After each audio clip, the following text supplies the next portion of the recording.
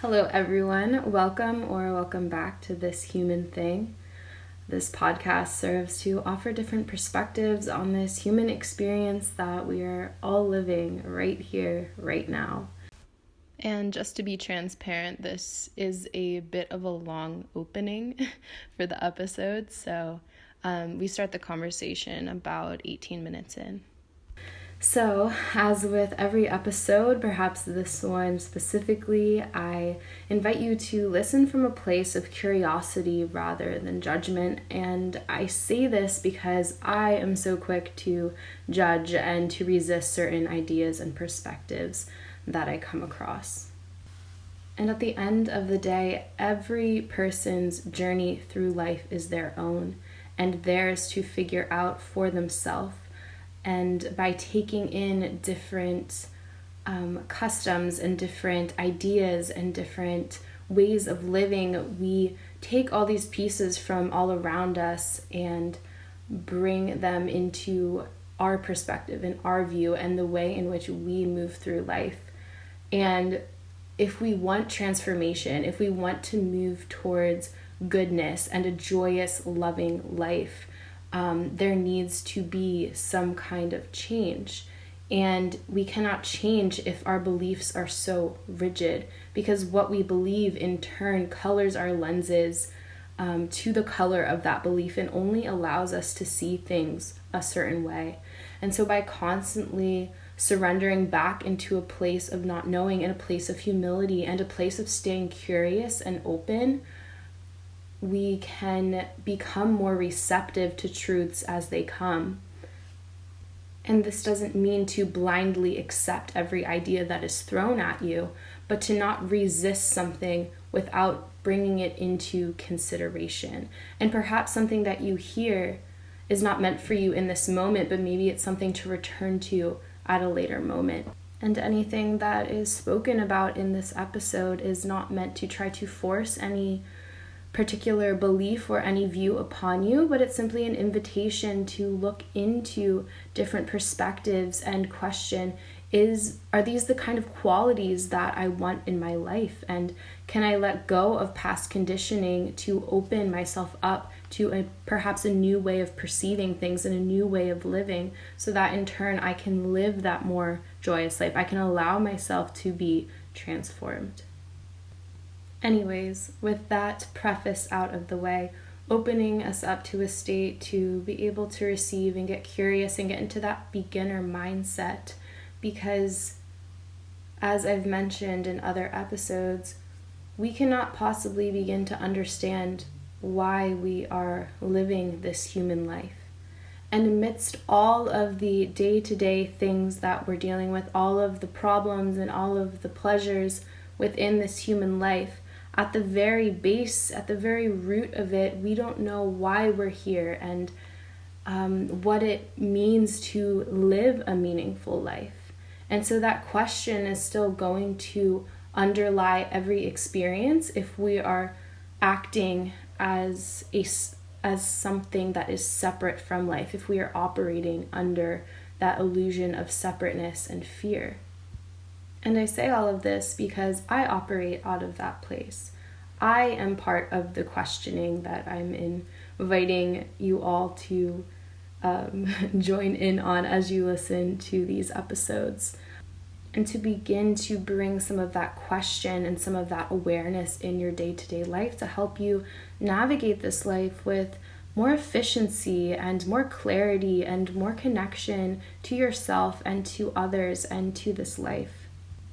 So perhaps you are getting curious as to how you can live in a way that is sustainable and grounded and easeful and requires less consumption and more creation, and requires less focusing and obsessing over our own problems, and allows us to divert that energy towards this experience of this human life and to helping others and to fostering community and fostering connection and being a part of the positive evolution of humanity, and really stepping into and embodying and feeling rooted and passionate about your purpose, your role.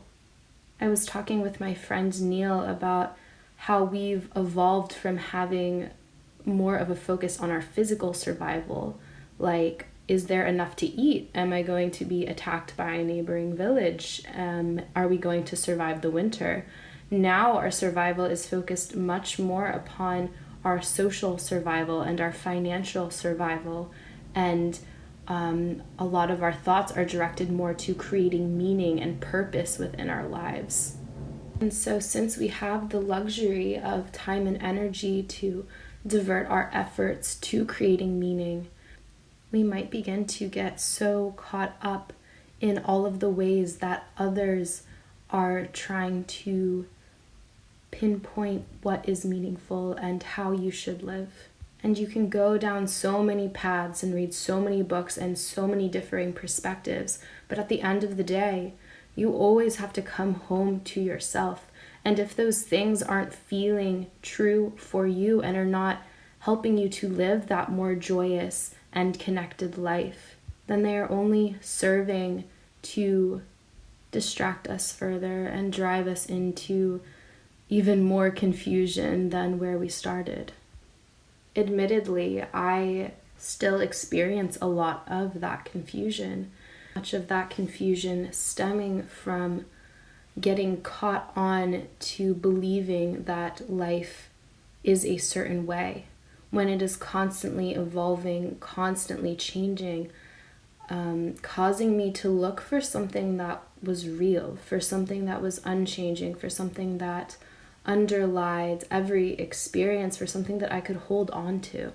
Because the funny thing about life is, although we imagine that we have control, what we're placing our faith in is often very unstable.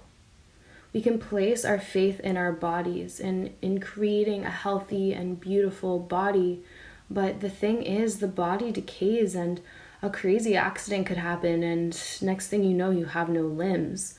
Or you could place your faith in your intellect and in your ability to speak clearly and your ability to remember incredible things, but next thing you know, you suffer a traumatic brain injury and all of that is taken from you. Your relationships can be taken from you.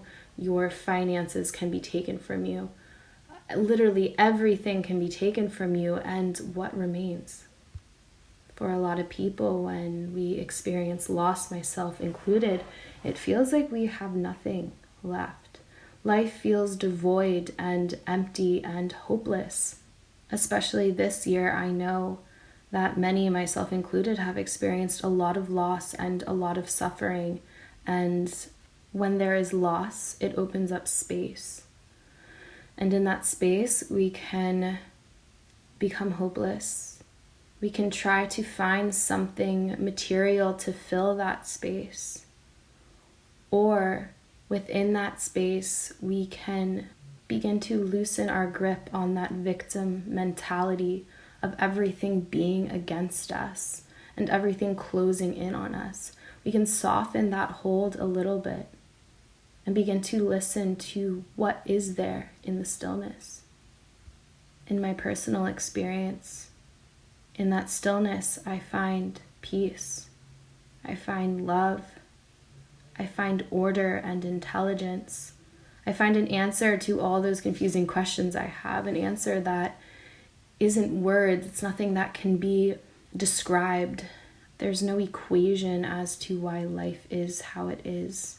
There's no dictionary definition. In that space is just this unspoken, deep understanding that everything is exactly how it should be. And everything is absolutely perfect the way it is. And surrendering into that trust. And that can all sound very abstract, or perhaps it's relatable. Again, everyone's path may look completely different, although we can draw some parallels between them. Anyways, it could be an interesting practice for you to perhaps get still for just 5 minutes and really try to feel and question what lies beneath my experience, what lies beneath all these activities that I do every single day. Because for me, I often catch myself and I feel as though I'm getting so caught up in what I'm doing every single day that I'm missing it. I'm missing that deeper reality. I'm missing the thing that is holding all of these experiences. Getting so caught up in constantly moving and constantly progressing and constantly fixing problems and constantly filling up my life that I'm missing my connection to it. So, yeah, many people are transitioning to open up to the reality that there is a very spiritual quality to life. And even science coincides with this belief that things aren't necessarily as they seem. And everything that is perceived is through the mind and through the senses. And we can change the stories that we tell ourselves, but in doing so, we're still within the mind and still within the senses. And there's nothing wrong with that. That is part of this human experience. But something that's spoken about in this episode is how can we break out of this reality instead of simply manipulating and hacking it. And by breaking out, I mean transcending the illusion. Nothing necessarily changes, but you escape the notion that you are victim to and that you are trapped within. So, this is a rather long intro, but my guest today, or rather the person that I have the pleasure of having a conversation with today, his name is Christian Padrón, and he went deep into the questioning, deep into the Eastern religions and into spirituality and into the New Age and discovering all these different paths. Realizing that within these differing paths, there is a misconception and a tendency that by changing your beliefs, you will find freedom. But he got in touch with that deeper reality that I spoke of earlier. And so in this episode, he shares his journey and his beliefs of this deeper reality that he has discovered as not something that is separate, as not something that you need to go seek or find, but something that is already present. So Christian, rather ironically, is Christian. He follows the path of Christianity. And I know that Christianity and religion turns a lot of people off. It really turns me off. And even in my conversation with him today, admittedly, I caught myself so many times resisting and clenching up and just needing to recognize, what am I so offended by right now? How is this personally affecting me? Because it's not. It is simply conditioning by the way that I was raised and my tendency to want to escape certain words that hold a lot of cultural baggage. Anyways, I'm not going to get into all of that too much. But it's a personal journey for you. So as you're listening to this episode, maybe there's certain things that resonate with you. Maybe there's certain things that completely turn you off. And that's absolutely fine. The point here is not to blindly accept. The point here is to find more ways to connect to love and connect to that deeper reality and whatever name you want to call that, whether that be God or otherwise. It's a personal journey, and your heart is going to speak as to whether you are feeling connected to life and whether you're feeling vibrant and feeling alive. Something that we speak about in this episode is when we begin to walk this life of truth and love, when you're abiding in that, you're going to bear much fruit. And what this means is that your actions are going to be those that are loving and are kind and that make you feel alive and that make you feel connected to others. And as we begin to take that walk of faith and that walk of devotion, and the devotion being to the questioning and to really, really wanting that deeper connection with life, seeing through all the surface levels, seeing through all the mundane to get to the very core of this reality. But there are so many distractions in this life. So how can we keep that moment to moment awareness to stay rooted in that faith and continuing on that walk and staying on that path even when the gardener comes and cuts off all those dead branches and it's painful and it's hard, but it's a continuous refinement shaping us into someone who is free of illusion. So to wrap it up, in simple terms, we're all on this planet together. We're all in this life together, and we don't know why, and we don't know how, and we don't have the answers. But we do have each other, and we do have the opportunity and the possibility to connect on a deeper, more fundamental level. A level that transcends all words and all beliefs and all appearances. A level that dissolves the differences between us and helps us to return to a place of love and compassion and understanding. A chance to live this life free of the shoulds and the shouldn'ts and the rights and the wrongs, and stop critiquing everything and begin to simply live, to tap into that aliveness inside of you and find rest, that you don't need to figure it all out, that it's already figured out. We don't need to hold ourselves together, that life is already holding everything together, that God is already holding everything together. God being that deeper reality, God being the revealing of the nature of reality. Again, whatever word works for you. It has been a while since I posted a podcast episode. I actually recorded this episode probably over a month ago, but just quite honestly, I haven't been in a space where I've been able to put my attention and my passion into this. And although I'm still not 100%, here I am. And I'm super grateful for Christian and his words and his message. And it was honestly a blessing that it took me a month to finally post this, because I was able to come back after that month and edit and listen to the episode and be reminded of the things that we spoke of, because there were some really powerful reminders in there for me.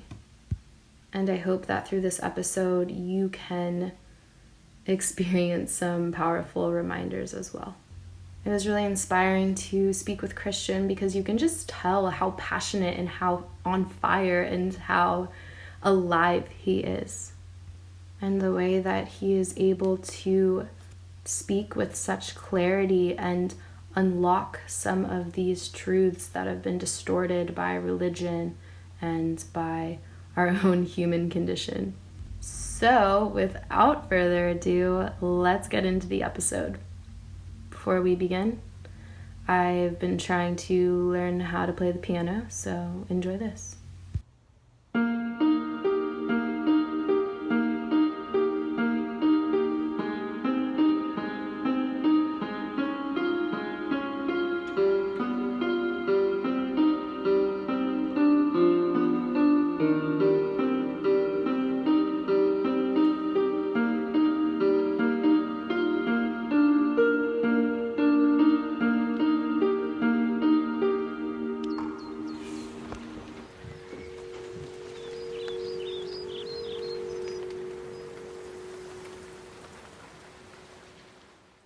All right. Yeah.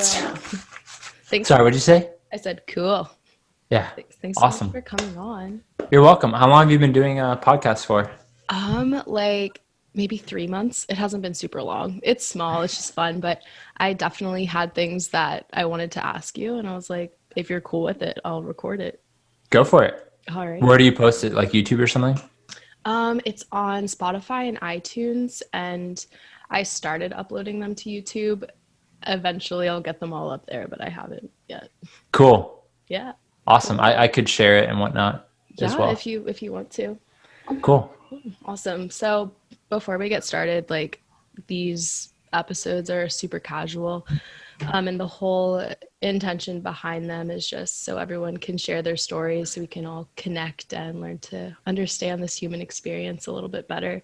I love it. So yeah, I like to have people on who are authentic and honest and have some truth that they want to share. And somehow I ended up on your Zoom call. So, and I was really drawn to what you had to say, especially because growing up Christian, you know, that was a big part of my life. And I mean, it still is. So yeah, That's amazing. Yeah, I'm so happy we got connected. It's been a yeah, blessing. yeah. And Um, again, I'm so sorry about the other day. I hate being unreliable. yeah, no, it's totally fine. Stuff happens. And I mean, I Yeah, believe everything happens for a reason. So it just wasn't meant to happen that day. sure. I just moved this past week, so every day has been like very chaotic. Yeah.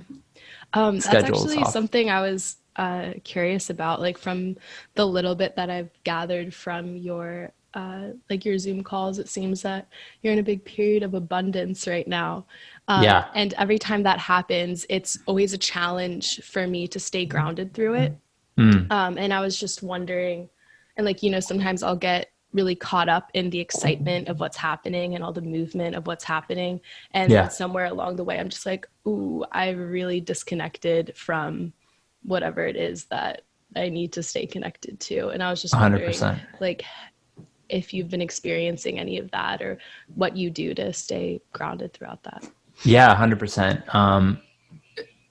Totally. So I'm actually gonna make a video about this either today or in the coming days. But so I don't know if you saw the video I made recently about the law of attraction, and essentially, there's so much about abundance coming out in the world right now. People talking about how you can manifest your reality and all of these things.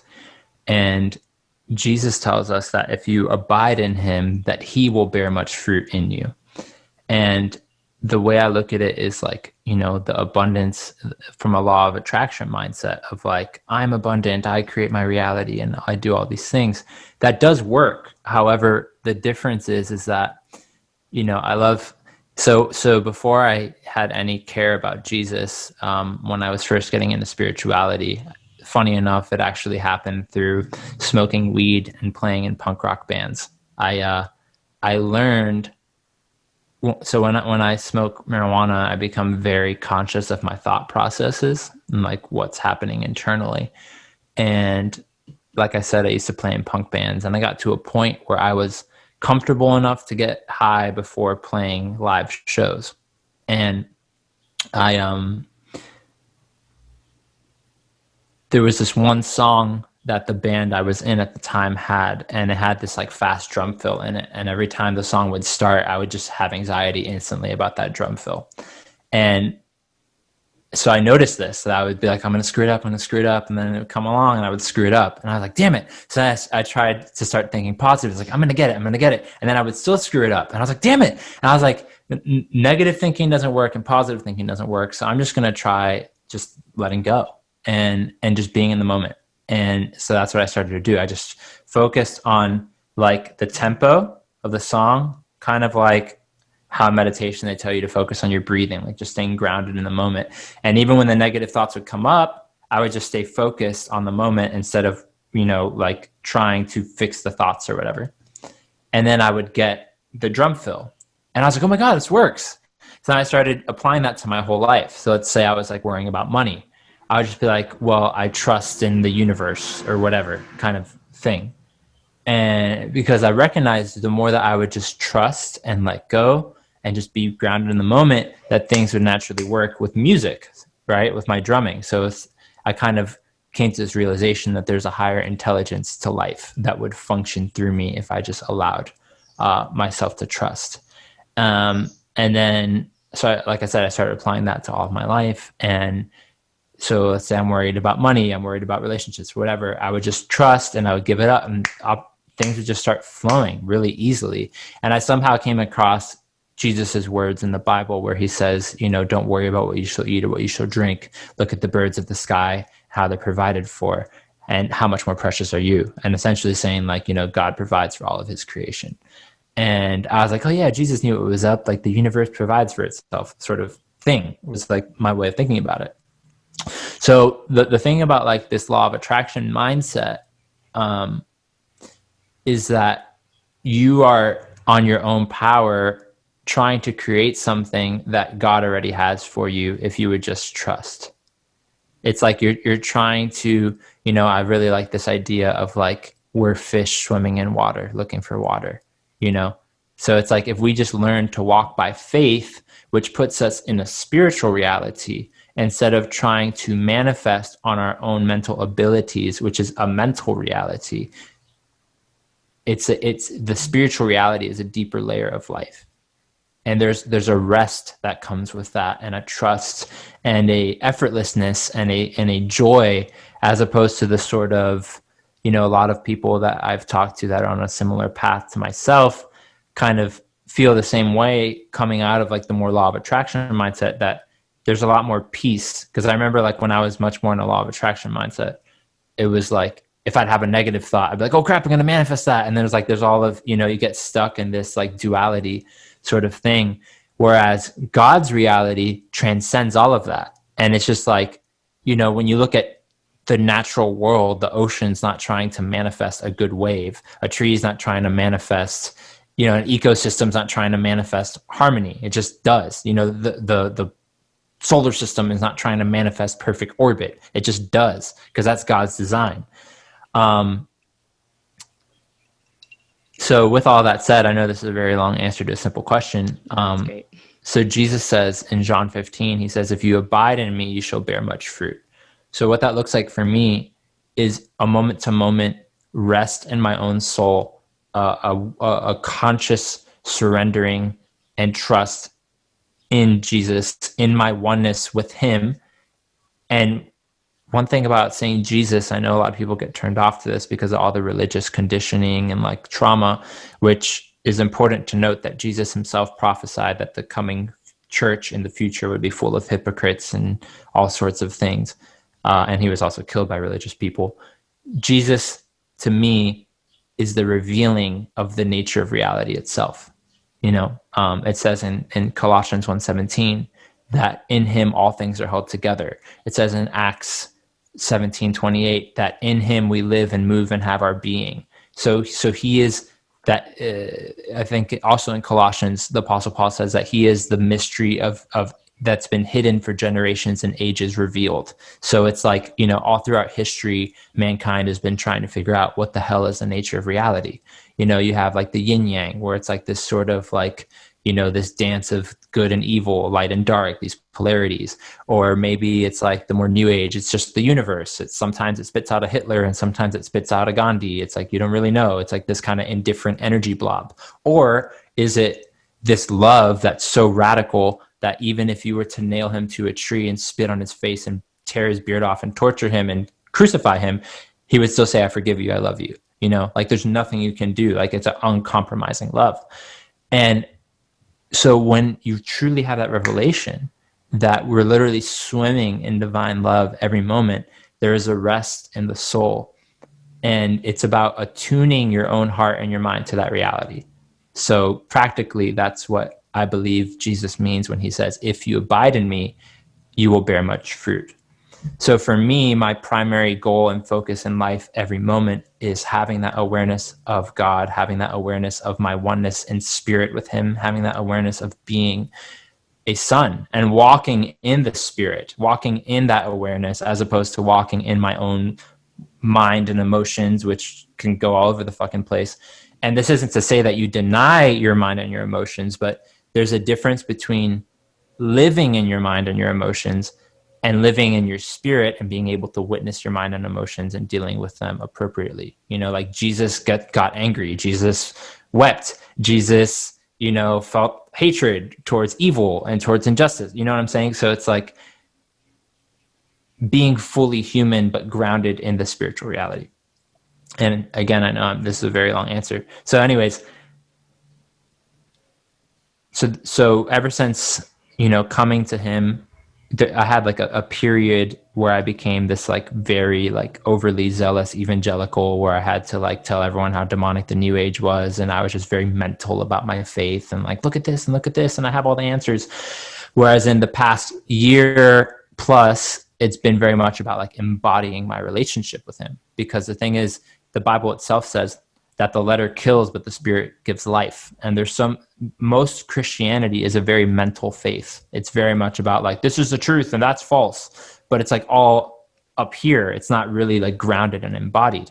So the letter kills, but the spirit gives life. So if I'm not walking in the spirit, then it's useless. The Apostle Paul himself says, if I know all mysteries and have all knowledge and have not love, I'm nothing. And the Bible tells us God is love. So if you're not walking in that reality, knowing all these facts is useless. And that's why religion is so traumatizing to people, is because it's not being led by the spirit. It's being led by human understanding, which the Bible says, lean not on your own understanding, but in all your ways acknowledge God, and he will make your path straight.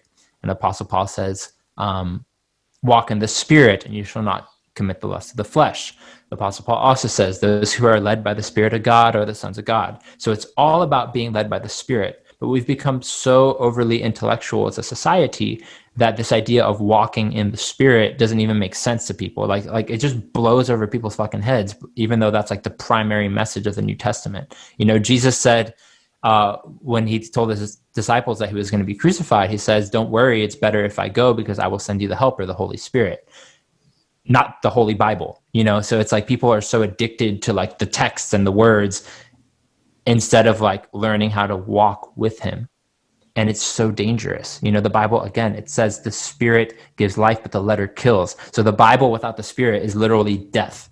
And that's very dangerous, So anyways, I'm going on tangents and tangents. So anyways, good. So this has been once I kind of had this revelation, Jesus says you'll know by the fruit. And I kind of like came to this place where I just had this realization, like, wow, I was more like kind and loving and gentle as a new ager than I am now as a quote unquote Christian. Because I was just like bashing people all the time. It's like, you're going to hell, and like, what you believe is demonic, and like all this stuff. And so I had this realization, and God started showing me all these scriptures, like what I'm talking about. And he started showing me the importance of rest and the importance of faith and the importance of not leaning on my own abilities. He showed me this Bible verse that says, essentially it's Deuteronomy 12:8, and God tells the Israelites, stop doing what you think is right in your own eyes, because you haven't entered the resting place I have for you. And I understand. It's like, oh my God, if my soul's not at rest, I shouldn't be doing shit. So I started like meditating again, and I started like reading into Christian mysticism and like looking at like all throughout church history, people that really walked with God powerfully understood that there is a huge mystical component to Christianity. The word mysterion is used in the New Testament 27 times. And yet somehow, the average Western evangelical, if you say mysticism, they think it's like this demonic thing. And like, it's like so ridiculous. And I think it's 27 times. Let me look that up really quick. Mysterion, Strong's. Yeah, 27 times. That's so funny. That number keeps coming up for me so much. But so anyways, so that's been my thing, just like having this restful awareness of Christ at all times. And sometimes that's very vibrant. And, I've had very intense experiences, mystical experiences that felt like my whole body was literally made out of light, or like I've had prophetic dreams, all sorts of different stuff. But I don't go chasing the experiences. I just stay grounded in him. And through that intimacy and that awareness, mystical things will happen every once in a while. So that's been my life for a while. And pretty much the past year and a half, I've felt fulfilled in the sense that I've been, aware of Christ. However, my human part has felt very unfulfilled. I was living in Orlando, and I just like I didn't feel like, I really wanted a partner. I really wanted to know my purpose. And that's why I started making videos and stuff like that. But like, I didn't feel like I had found my like tribe, like I have people in Orlando that I really love. I found a great church. My roommates are awesome, but there was a sort of disconnect. Like I never felt right. And about a year ago, I started going to churches, and I I would physically see, well, I started going to churches before that, but about a year ago, I started to physically be able to see these fuzzy clouds over the faces of preachers.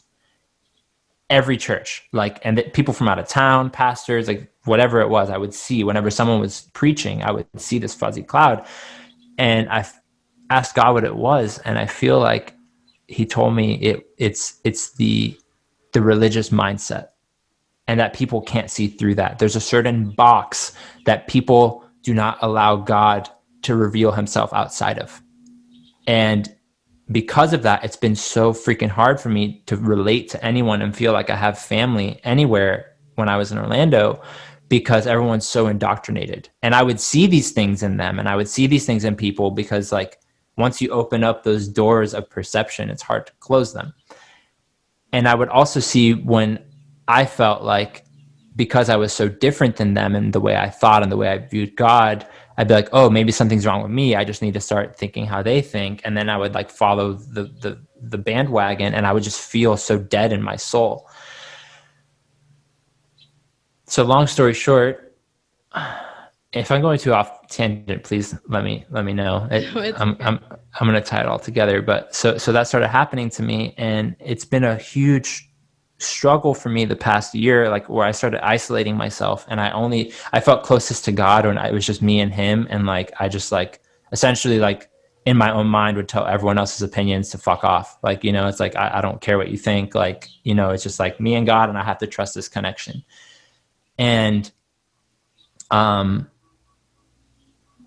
had an experience, my friend Caitlin Pasternak, who is really big in the coaching industry and the sort of new age, self-help, quantum healing, all that stuff. She had an encounter with Jesus about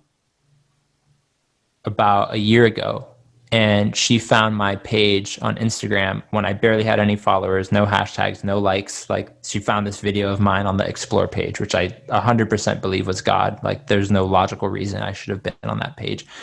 And we just connected, became really good friends. And I started connecting with her and her now fiance. And we were all having these same experiences and revelations. And I felt like I finally found my family. And then she had deleted all her content. And her first video back was a live stream that her and I did together. And it was just amazing, because the way our journeys and the way we look at God and everything was just so in it. And so many people gave their lives to Christ through it, because we were able to relate to them. It wasn't this just regurgitated bullshit Christian message. And through that, we were talking one day, and she told me she was moving to Hawaii because her fiance's out here. And when she said she was moving to Hawaii, I was I feel like I'm supposed to go to Hawaii. And then my whole body lit on fire, physically flaming. And I couldn't stop saying, holy shit, I'm going to Hawaii. It was I knew. And I was I'm going to Hawaii. I'm going to Hawaii. Holy fuck. I'm going to Hawaii. And it just I couldn't stop. It was just bursting out of my mouth. And for days, my body was physically purging just from saying I'm going to Hawaii. My body lit on fire and started just toxins just started coming out of my body. Wow. Not to get too into detail, but I was having very acidic diarrhea, and my food cravings completely changed. The thought of coffee just grossed me the hell out. And I adore coffee. That's changed since. I just had a cup of coffee, but yeah, it's good stuff. Now I'm drinking Kangen water. So anyways, that happened, and my roommates were out of town when that happened, and they came back, and I told them guys, you're never going to believe what happened. I got connected with this big Instagram influencer, and a bunch of people gave their life to Jesus, and now I'm going to go to Hawaii, and I'm so excited. And I started telling all these people in my life how excited I was about this. And then they started doubting me, because it started challenging their religious box. And they'd be like, you sure that was God, brother? You need to test it, and all this stuff. But the Bible tells us that, the Spirit quickens us, and that God is a consuming fire, and that God came so that we could have life and life more abundantly, that our cup would run over, that our joy would be made full, that Jesus says the Holy Spirit's like a wind. You don't know where it comes from. You don't know where it goes. There's this very spontaneous, just full of bursting life component to Christianity that the box of religion doesn't allow for. And it's like, it challenges that box. So then I started doubting myself because all these people in my life that like knew God were telling me like all this different stuff. Like, oh, brother, I feel like God's saying you just need to plant your roots in a church and get discipled, because in their mind, it's like, oh, you've only been a Christian for a year. You need to learn from us. But it's like, I was like, I know God way better than you do. You know, I don't care if you're a freaking pastor and you've gone to Bible school. Like I can tell just by like, you know, not to be judgmental, but like a lot of the people in my life that want to disciple me, I will witness their like family dynamics and like how loving they were. And I was like, dude, you don't get it. You know what I'm saying?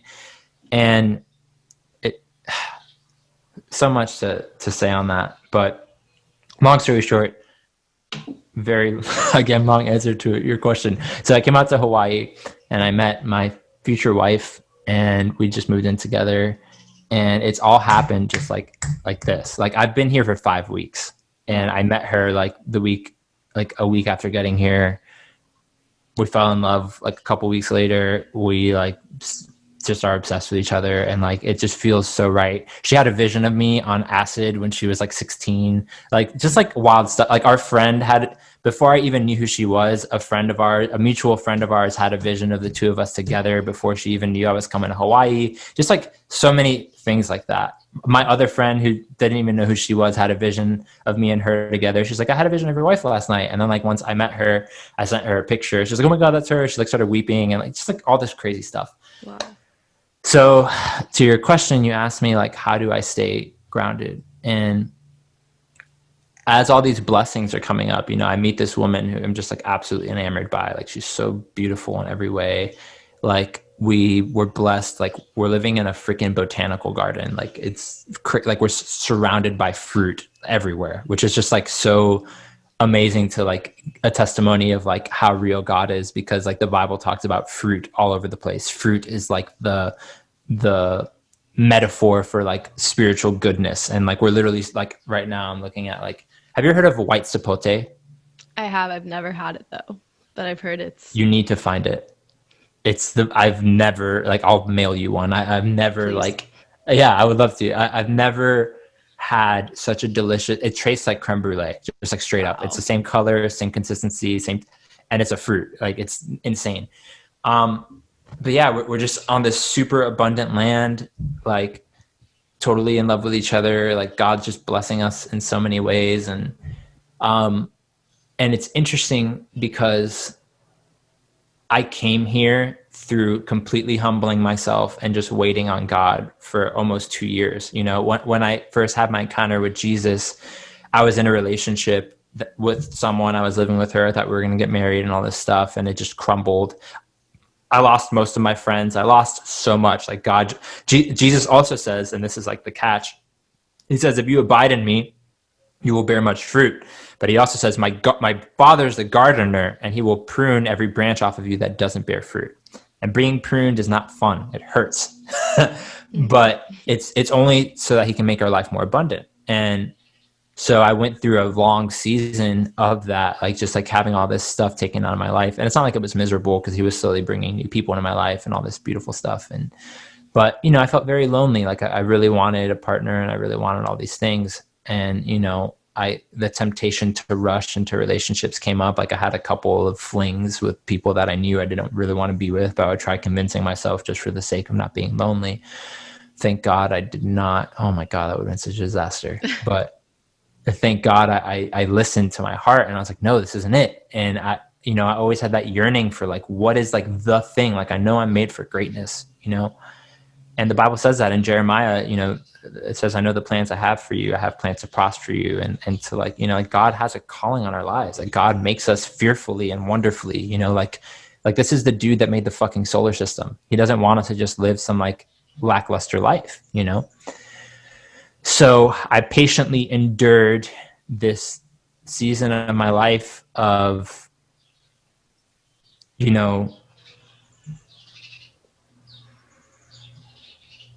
boredom and like just waiting, but it brought me to where I am now. And it's now that I like have all these blessings, it's very easy to take my eyes off God and just like be so focused on all these things.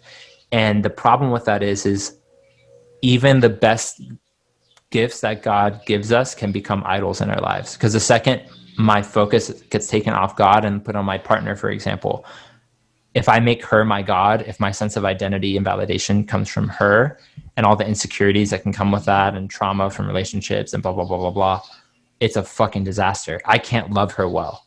Like, I can only love her well when my eyes are fixed on God. And I can now see her as a daughter of God and treat her accordingly, instead of like looking to her for validation and like all the toxicity that comes with that, you know. And same with like finances and like our home and all these things. It's like my eyes just have to be kept on him. And it's so easy to take your eyes off him when good things come into your life. But it's not a good place to be. No, So it's absolutely. like, yeah. So for me, it's like, again, to answer your question, it's like, again, keeping that moment to moment awareness, but also like, you know, taking time to just be with God and nothing else every day, to focus on him and nothing else. So that way I'm anchored in that reality as I walk through my life, as I navigate my relationship, as I minister to people, as I make content, whatever it may be. Because even that, like, you know, I've been like also been blessed to be hooked up and like now associated with all these different like Instagram influencers and stuff like that. And it's like, it's so easy to get my eyes on like, oh, like I need to make sure I like impress this person so that, you know, they want to work with me and I can get a following and like all that stuff. And it's just like, there's just so many traps that the world can pull us into. But the fact is, if we truly learn to just completely keep our eyes fixed on God and walk by faith every moment, he blesses us tremendously, like beyond what we could on our own power, if we were to put our eyes on the blessing instead of the giver of the blessing. So that's my very long answer. No, thank you. And I mean, you covered a lot of bases there, but I think that's a good thing because it was opening up your story and kind of setting the foundation for where you are, and what guides your life. Yeah. So thank you for You're sharing. so welcome. Absolutely. I did have a couple questions Please. just about your faith. Yeah. So growing up within the church and with, as you were speaking of all these words, all of these, and it's like, it's not just the Bible, but the way that people interpret it and the multiple translations that it's been through. And there's this Zen saying that says so many people, when they're looking for truth, the metaphor is of a moon. So the moon being truth, and people are pointing to the moon. And so many people will get so focused on the hand and looking at the hand that they miss the whole point. And that's the same thing with when people are trying to describe like the truth or God. They get so wrapped up in the words, they get so wrapped up in the finger that they miss the whole point. And it's, as you were mentioning, it becomes such a mental and intellectual trip rather than actually being one with and experiencing firsthand what's true. And that was the basis of my journey to try to find whatever is true. Is of course, like I had this like super dramatic like night when I was, I don't know, I was probably like a sophomore in college or something. And I was just laying in my bed and I was like, what is the point of this? Like, what is the point of this life I'm in? Like, can I have an answer? Like, I don't understand. Like, I was just looking for something true, something that wasn't obstructed by opinions and words and thoughts. Like, I just wanted something real. And so that kind of facilitated like this seeking. And this was all grounded in the fact that, okay, I know nothing. And the only thing that's true is if I'm having like a firsthand experience, something that's not diluted by thought or diluted by emotion, just something that is like there, like experience firsthand. And obviously I wasn't limiting my search to one particular teaching because I needed to experience it for myself. And that was a big period of questioning. And I looked to all different things, all different teachings, all different schools, all different religions. And at some point realizing that all of those different, I guess, like schools of thought maybe, were all pointing to the same truth. And that's another question that I had, was your opinion of this or your experience of this, is because if I look to Buddhism, or I look to Hinduism, or I look to Zen, or I look to Taoism, or I look to Christianity, it's a lot of different words, but if you're able to see through the words, it all seems to be pointing to the same thing, which you can call God, which I call God. Yeah, And because religion is why it's very cultural. So, you're not going to get as many Christians in like Thailand, for example, because it's Buddhist, because that's what they grew up in. And you can get lost in Christianity, you can get lost in Buddhism. But if you're looking through the word, using the words as stepping stones rather than like getting stuck there, sure. in my experience, it all seems to end up at the same place, which is like this deep place of unfiltered, unconditional love, which is God, which is like this intelligence woven throughout the whole universe or whatever. Yeah, So I was just wondering what your thoughts of that were. 100%. So yeah, my answer to that, I my view on it is that there is truth on every path. Like, for example, I studied with a Siberian shaman for 3 years. And then I studied, throughout those 3 years, I was also studying Hinduism and Buddhism and all this stuff. I dated a Hare Krishna, if you're familiar with that. I dated her for 4 months, and I used to like do the chanting practices. We would do japa, which is like, you do like 16 rounds of chanting, in the morning, so there's like 108 beads, and you say a mantra for each bead. You do 16 rounds of that. It takes like forever. And my thing is, though there is truth in all of that, and they can all cultivate this inner peace, if you don't understand what it means to be a child of God, and if you don't understand the true nature of God, you're always only going to have part of the puzzle. And the thing is that Jesus, I love the prodigal son parable, right? That Jesus shows us that's like, no matter what you've done, the second you're willing to just like come to God, his arms are wide open for you. And it's like, again, when you understand that, because like you talked about Taoism, right? So it's like, if I think, and in a sense, it's like Christ is the Tao, but at the same time, it's like, if I think the nature of reality is the Tao, right? It's just like this good, this evil, this positive, negative, blah, blah, blah, blah, blah. As opposed to perfect love, I still don't have the full revelation of who I am, because then it's like,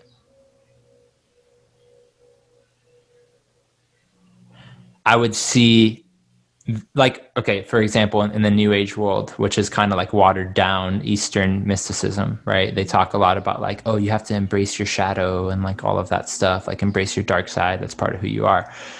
And the thing is it is in a sense, because we live in a tainted world, right? The world's not perfect. That's why we have evil and all of these things. However, that's not your true spiritual nature as a child of God. Your true spiritual nature as a child of God is perfect love. So though I do think through those philosophies and practices, you can cultivate a more peaceful and loving life, Jesus invites us into a deeper reality that's not dependent on our own abilities or our own practices. Like, for example, in Buddhism, they'll talk a lot about, and it also depends. And the thing is, at the end of the day, this is a person-to-person basis, right? Mm-hmm. Because you can have a Buddhist that through their own internal exploration can find God and have a heart really rooted in God, as opposed to a Christian that can know the Bible inside and out and is just like a total asshole, So there is very much it does boil down to the person. And the Bible says that, God sees outward action, or man sees outward action, but God sees the heart, in 2 Samuel. So there is that component. However, down to an ideological sense, in Buddhism, they talk a lot about like, most Buddhists don't really believe in God, right? So it's very much about like, this is how you live, And even and it talks, can get so twisted. Yeah. Like when I was in Thailand, like the whole like essence, the whole core of Buddhism, or like what he taught, was so like watered down in the same into a material experience, just as Christianity has been, and just how 100%. Hinduism can be, and just as like the New Age is. Like, it's all so materialistic, and you need to break through that, because instead of like coming to truth, you're just changing your material reality to a new set of beliefs, and it's still Yeah. material. Yeah, I always talk like Jesus breaks us out of the matrix, whereas like other ideologies just teach us how to like hack the matrix, like the law of attraction, for example. You know, it's like Jesus invites us into a heavenly reality that guides us through this matrix reality, but we're not rooted in the matrix reality. Your eyes are on heaven as you walk through the matrix, whereas like the law of attraction keeps you focused on the matrix. And a lot of these other ideologies keep you focused on the matrix too. Like, again, so for example, with Buddhism, they talk a lot about practice loving kindness. And that's not a bad thing, right? Obviously, it's good to be loving and kind. However, Jesus says, I am love itself. So in, the difference is like the Buddhist perspective is like you on your own human abilities are practicing something, whereas the true gospel perspective is like, no, that's the actual nature of reality and your true identity. You just need to you need to surrender onto that. Mm-hmm. If that makes sense. It's like there is a wind behind your sails that is always there, that you can lean on and rest in, as opposed to like you need to depend on your own abilities and practice this. Yeah, no, absolutely. And that's something that always got to me and still continues to get to me, is because I always think that I need to be doing something. And like at some level, you kind of are doing something, but at some level, like kind of not. And, you know, that kind of ties into the whole like free will argument. But yeah, like throughout all these practices, like mentally, I'm like, okay, I know what is true. Like, I know what I need to do to like be free or whatever. But I was like, okay, well then why are my actions not aligning with my knowledge or whatever? And it is so tiring. And it is. So the thing that really got to me is just surrender. And I'm like, I don't know anything. I ended up here for some reason, and it's really hard. It's a constant push, and it's a constant like exerting. And like that whole principle of surrendering is what really got to me, because I was like, I don't want to try so hard anymore. And like, I think that's where the whole concept of attachment comes in. And like, as this is taught in many Eastern religions, like it's like you find freedom when you're no longer attached to material things, whether that's a thought or an emotion or something actually like concrete. 100%. Like in that same way, like when you are surrendering to God, you're letting go of any attachment to anything, the way that you think that things should be, or things that are like physically in your life. And, you know, that's hard to some extent, but like that's where you find that rest that you were talking about. Totally. And I kind of lost where I was going with that, but that's something that really drew me to you. I haven't watched any of your videos. I haven't looked through your Instagram or anything, because I just wanted to like this to be a conversation that didn't have any like, because, you know, as soon as like you try to look into someone's life or into someone's beliefs, you're going to draw all these conclusions, even if you're not trying to. And so I didn't want anything to be, I didn't want to come in with any. Sure. So how did you know like my overall mindset?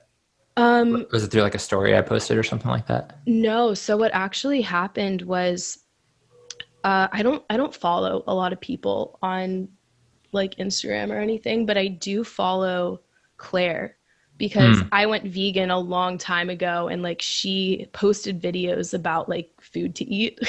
And so I ended up following her at some point. And I'm not someone who like responds to stories or anything, but she started posting about God, and and like a couple days prior to her posting about that, I had a friend who came and visited, and I had no idea that he was Christian.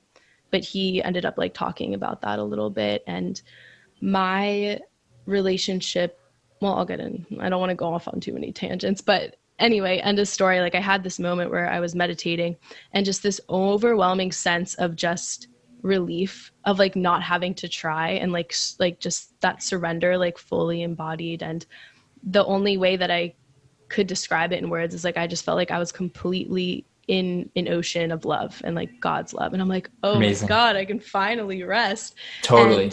And then I saw that she posted something on, I don't even know what it was, but I just responded. I was like, yeah, I had a really similar experience to this the other day. And then she sent me your video. She's like, I think that this would be helpful for you. And it was like one of your Zoom calls. And I watched like an hour of it.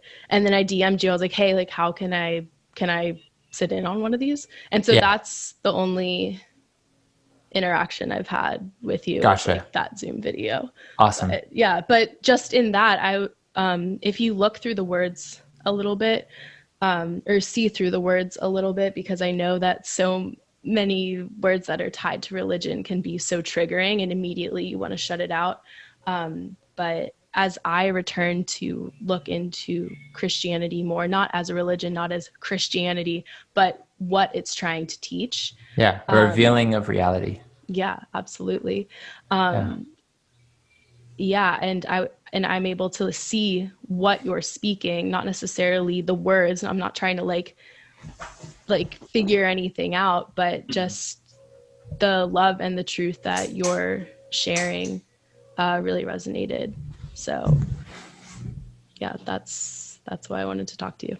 I love it. Yeah. And you mentioned like the surrender thing. So but before I actually encountered Jesus, and I do think like the willingness to be surrendered, like if you're really looking for truth, you're gonna find Jesus. Like you just are, And have you heard of Muji?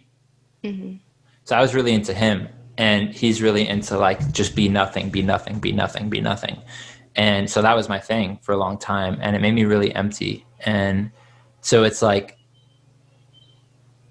there's a German word that's called Gelassenheit, and we don't have a real equivalent for it in English, but essentially it's like a conscious yielding moment to moment. So it's like I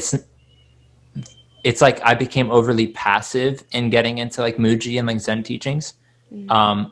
And there was a piece to it, but it felt very personless, it was very just kind of this like kill your ego sort of thing, which I do think there's value to that, because, we're called to Jesus says, if you lose your life for my sake, you shall gain it. Right. So, and the word he uses there is soul. So he says, if you lose your mind, will, and emotions for my sake, you will gain it. So we are called to be like, to die to our ego. However, we're supposed to look to God to refill it. So it's like, again, if I don't understand the nature of God and the nature of what I'm surrendering to, and I'm just in this kind of surrendered state, you're kind of like tossed in the ocean of like, sometimes it's God and sometimes it's some other shit. And sometimes it's like, like you're just kind of all over the place, which leads to emptiness. And another thing too about like, Jesus being the full revelation, like one thing I think about a lot is like, I really love the Bhagavad Gita. I think it's a really beautiful text. And I often wonder if Krishna and Christ are just different incarnations. The best piece that I get on that perspective is like, if that is true, then by knowing Jesus, I know Krishna. So like, whatever, just like keep it simple.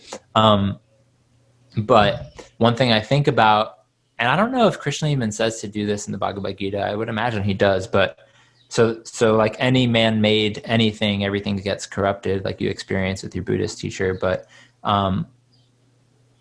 so with the Krishnas, their big thing is chanting, like I said. And I had some like experiences through doing that. However, Jesus, I love how when Jesus teaches to pray, he says, don't pray like the pagans do, who think for their many words they shall be rewarded, right? And he says, when you pray, instead pray like this. And that's when he gives the Our Father prayer, which then, of course, men come in again and fuck that up. And it's like the Catholics have turned that into like a ritual. The Our Father prayer is like a revealing of like our relationship to God. It's like he's our father, he's our daddy. Like the Aramaic word Jesus uses, Abba, it's like it has this very like personal, like you're my daddy sort of situation. And then he just shows us how to pray. He's like, acknowledge God for who he is. He's blessed, and like thank him for the blessings he's given you. Ask what you need from him, and then like ask him to show you how to love other people correctly. It's like this very personal thing. Whereas saying a name over and over and over and over and over for hours is so impersonal and so just like ritualistic and dead. And it's like, you, at least from the ones I met, you can't meet a Hare Krishna that says, I know Krishna, because they just like, they believe in Krishna and they worship Krishna, but it's this very like distant thing. It's like, you're just saying it. It's like if I jumped on this call with you and I was just like, Cat Ellis, Cat Ellis, Cat Ellis, Cat Ellis, you know, it's like, that's not connecting with you, no. You know, it's very empty. Whereas with Jesus, you can definitely say, I know Jesus, you know, because he's close, he's intimate, and that's how he wants to know us. So that's the biggest difference that I've encountered in this walk, is it's all about the knowing who God is, knowing who you are, and cultivating that intimate relationship. Yeah, absolutely. And this is actually a big question I had, because in my experience, like I experience God, but I don't necessarily experience Jesus. And from my view of it, or like my understanding, is that Jesus was a man, but he fully allowed fully allowed God to shine through him as unconditional love. So he was like a manifestation of God.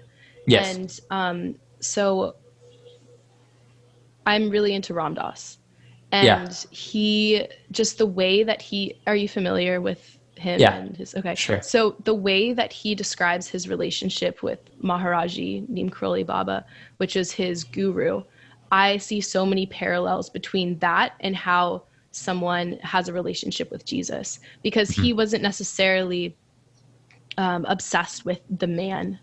He was obsessed with the unconditional love that flowed through him. And so even when he wasn't physically with Maharaji, he was like, he's always with me, he's in my heart. And it's through that surrender that you create the space for God to come into you. And so as you were saying before, like the whole point of like killing the ego or whatever you want to do is really just to create space. And as you said, to like not lean on your own understanding, and like creating space, letting go, so that God can be fully realized in you and able to work through you. Sure. And so, yeah, like with Maharaji, Ram Dass would say, like, he's always with me, even when he passed, even when he left his body, he's still with me. Sure. And so I didn't know what your thoughts on that were, like, just because I needed like a new perspective rather than a Christian perspective to really understand that, because it was just so tied in with so many like negative and like twisted truths. 100%. But like reading Ram Dass's stories, and he was like, Maharaji is like how I was able to see God and fully realize God. And so that was like really helpful for me. Totally. So the thing is with that, you know, at any given moment, someone can be closer, or I guess the better terminology to use would be embody God more than another person, right? Like the more surrendered you are to the love of God, the more you're going to be shining and embodying God's nature. So I do believe like gurus and people like that can be helpful. However, the difference is that, you know, Jesus was the full representation of God every moment, you know, like perfect. And that's the thing about God, right? Is like, we can say things like, oh, God, or God is love, and these things. And it's kind of abstract and vague, you know, because the thing is, like, I always say this, like, let's say God only made the earth, you know, who could fathom such a creature? Like, who could fathom such a being, you know, like, it's so mysterious and like incomprehensible and just like absolutely mind-boggling and like terrifying, honestly, you know. And then when you have the understanding that the earth is less than a trillionth of the measurable cosmos, like, what does that even mean? Like, I can't even fathom a trillion. Like, I've never seen a trillion of something, or even a billion. Okay. And a trillion is 1,000 billions. So even imagine 1,000 Earths and then multiply that by 1,000 and 1,000 more. It's just like absolute mind-boggling. So when people say like, oh, I like God, it's like this very disconnected thing. You know, it's like, it's almost like a comfort thing. It's like, oh yeah, God, it's like, makes me feel better. But at the same time, God is so intimate. So it's like, I understand, right? And obviously I talk about God a lot. However, if God comes and incarnates divinely as a man, right? Jesus was born of a virgin, and perfectly, the Apostle Paul says that the fullness of the Godhead was pleased to dwell in him bodily, and that Jesus says, if you see me, you've seen the Father. So he is the perfect representation of the creator of all things. Then now we can say, I truly know God, because you understand his character. You have a person to connect to, you have a hand to hold, you have a person to hug, you have stories, you have teachings to really hold on to. So I can see how someone like Maharaji can help with that. However, the difference is that Maharaji died and Jesus rose, So though Maharaji probably embodied God better than most people do, he was still human, right? And another thing we have to understand about Jesus is, and this is where it gets kind of like, heady and stuff like that, but the cross, to me, brings us salvation in two ways. A, it reveals how absolutely unconditional God's love for us is. That no matter what you do to him, he still says, I forgive you, I love you. And B, I do believe, and this is like my problem with kind of evangelical Christianity, is the hyper focus on this. However, the forgiveness and cleansing that comes through Jesus's blood, it's like a karmic transaction, he takes, because the thing is we all fuck up, we all sin, so Jesus reaped what we have sown collectively as mankind, so that we could reap what he sown as a perfect human. And that's a whole conversation you can get really deep into, but I view putting faith in Jesus specifically as a karmic transaction, because he destroyed death on our behalf. And the thing is the reason we sin, and the reason we get sick, and the reason we feel depression and shame and anxiety and all the different things that God did not intend for us, is because we're subject to spiritual death, physical death, and the fallen nature of this reality. So Jesus destroyed all of that on our behalf, so that we could have, just through simple faith, a connection back to God that's pure and undefiled and cleansed. And that's kind of just like a law of the universe. It's like, in order to eat, you have to sacrifice, whether it's a plant or an animal, whatever it may be, in order to be clean. If you go outside and you get dirty and you come inside and you take a shower, that water has to sacrifice itself for you, because now that water is dirty. It's like the law of physics. Every action has an equal but opposite reaction. So I believe the reason that Jesus needed to die on the cross was to reconcile humanity without disturbing the laws of the universe. And an interesting thing too is, if you read the Vedas, in the Vedas, Jesus was actually prophesied as a karmic reconciliation for mankind. And for me, understanding Hinduism actually has been a huge blessing, because it makes, because everyone grew up hearing Jesus died for your sins, but it's like, what the fuck does that mean? But when you understand karma, and you understand energy transference and all of these things, I feel like the cross makes a lot more sense. And, so in the Bible, we're told we're in the end times or whatever. And then in Hinduism, we're told we're in the Kali Yuga, which is the age of death and destruction. So huge parallel there. And in the Vedas, it talks about how in the Kali Yuga, God will manifest as a man, and he will take on the sins of the world. And it says he will be born of a virgin. He will be tied to a pole. He'll be wound in wire. His bones will not be broken. He will be silent while being crucified. He will be given a drink of soma juice, which is vinegar. His disciples must eat his flesh and drink his blood. He will rise from the dead. His blood must be shed. And what was the 10th condition? He must be rejected by his own people. I did not know that was in the Vedas. That is so interesting. It is. It is. So I can send you an article on that. Yeah, please. That's so interesting. Yeah, I mean, when I read that, it just like absolutely like boosted the crap out of my faith. Yeah. Yeah, thank you for sharing. Okay, so I have another question. Yes.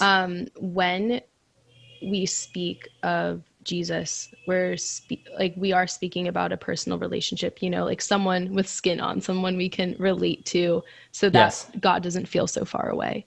Yes. And as you mentioned earlier, that's what a lot of religions and I'm just going to call them religions, but this is like any path that you could take to try to find truth. What a lot of those paths are lacking is that the truth always feels far away.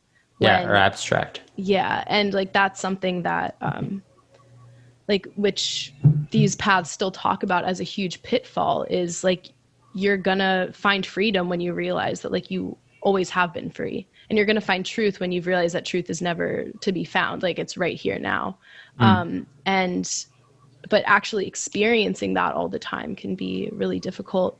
Anyway, so when we talk about like the stories of Jesus that are described in the Bible and all of this, Yeah.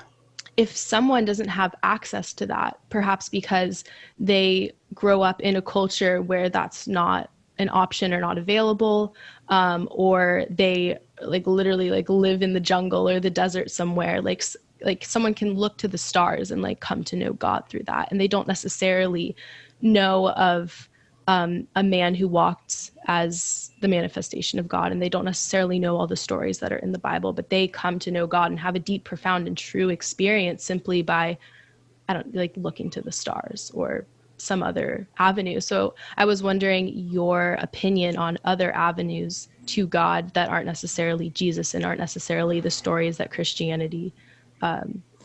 Sure. Totally. Yeah. Well, again, so like Jesus is the revealing of God, right? So it's like you can't, and I actually meant to say that earlier, how you said like, you connect to God, but like the Jesus part hasn't fully sunk in, right? So it's like God is very abstract, whereas Jesus reveals the actual personality. So it's like people ask me that a lot. It's like, why do I get God, but why do I need Jesus? And it's like saying I get the ocean, but why do I need drops of water? It's like you can't have one without the other. Like he is the perfect image of God. So if you know God, by default, you know Jesus. So I do believe like, when you look at a lot of native cultures, like they really understood how to live in harmony and like live in accordance with God's laws and things like this. So even though they may not have known who God perfectly was in the way that Jesus revealed, they still had an intimate relationship with Christ, even though they didn't know it. So They they may don't not have known. necessarily know the name, but it's still the Yes. same experience. And yeah, I Yes. think that's what throws a lot of people off, and like will still throw me off, is like we hear the name Christ or Jesus, and Yeah. we immediately think of the material, we think of the person, we think of the story. Yeah. And all of that is fine and great, but that's not the same as the relationship that you have to that Yeah. love.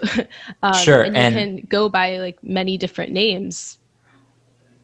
well, so because then the kind of problem we can get to that, right, is like, because then like in native cultures, we'll talk about the Great Spirit, right? But then the problem is like, a lot of those people might actually be worshiping a demon and think that it's the Great Spirit. So that's why it always comes down to the heart of the individual, right? Because there's a lot of Christians that claim the name of Jesus, but Jesus himself says they worship me with their mouths, but their hearts are far from me. So it's like using a name doesn't mean shit. It's like you can say Great Spirit, you could say God, you can say Jesus, and your heart could be totally in a wicked place.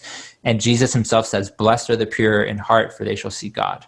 So I do believe there's been people in Buddhist, Hindu, whatever, native cultures that truly had a pure heart and truly wanted to know the truth and were communing with Jesus and just may not have had a name for it. In the same way, there's many people that know the name of Jesus and they know the Bible inside and out, and their hearts are totally wicked and they don't know Jesus at all. And what you were saying about like knowing the person of Jesus, the Bible actually says, the Apostle Paul talks about how we are to know no one after the flesh any longer. So when we look to Christ, we're not supposed to, like, it's good to learn from his bodily life, but we're not supposed to think of him as like the person Jesus, as much as like he's a spirit that's like with us, like we can look to that person to understand the spirit that walks with us and that we walk inside of and that gave us life and gives us life this very moment. And I feel like when Jesus revealed himself to the Apostle Paul, he was a ball of light, which is crazy to think about. Is like the guy that wrote most of the New Testament never knew the bodily Jesus. So, Yeah.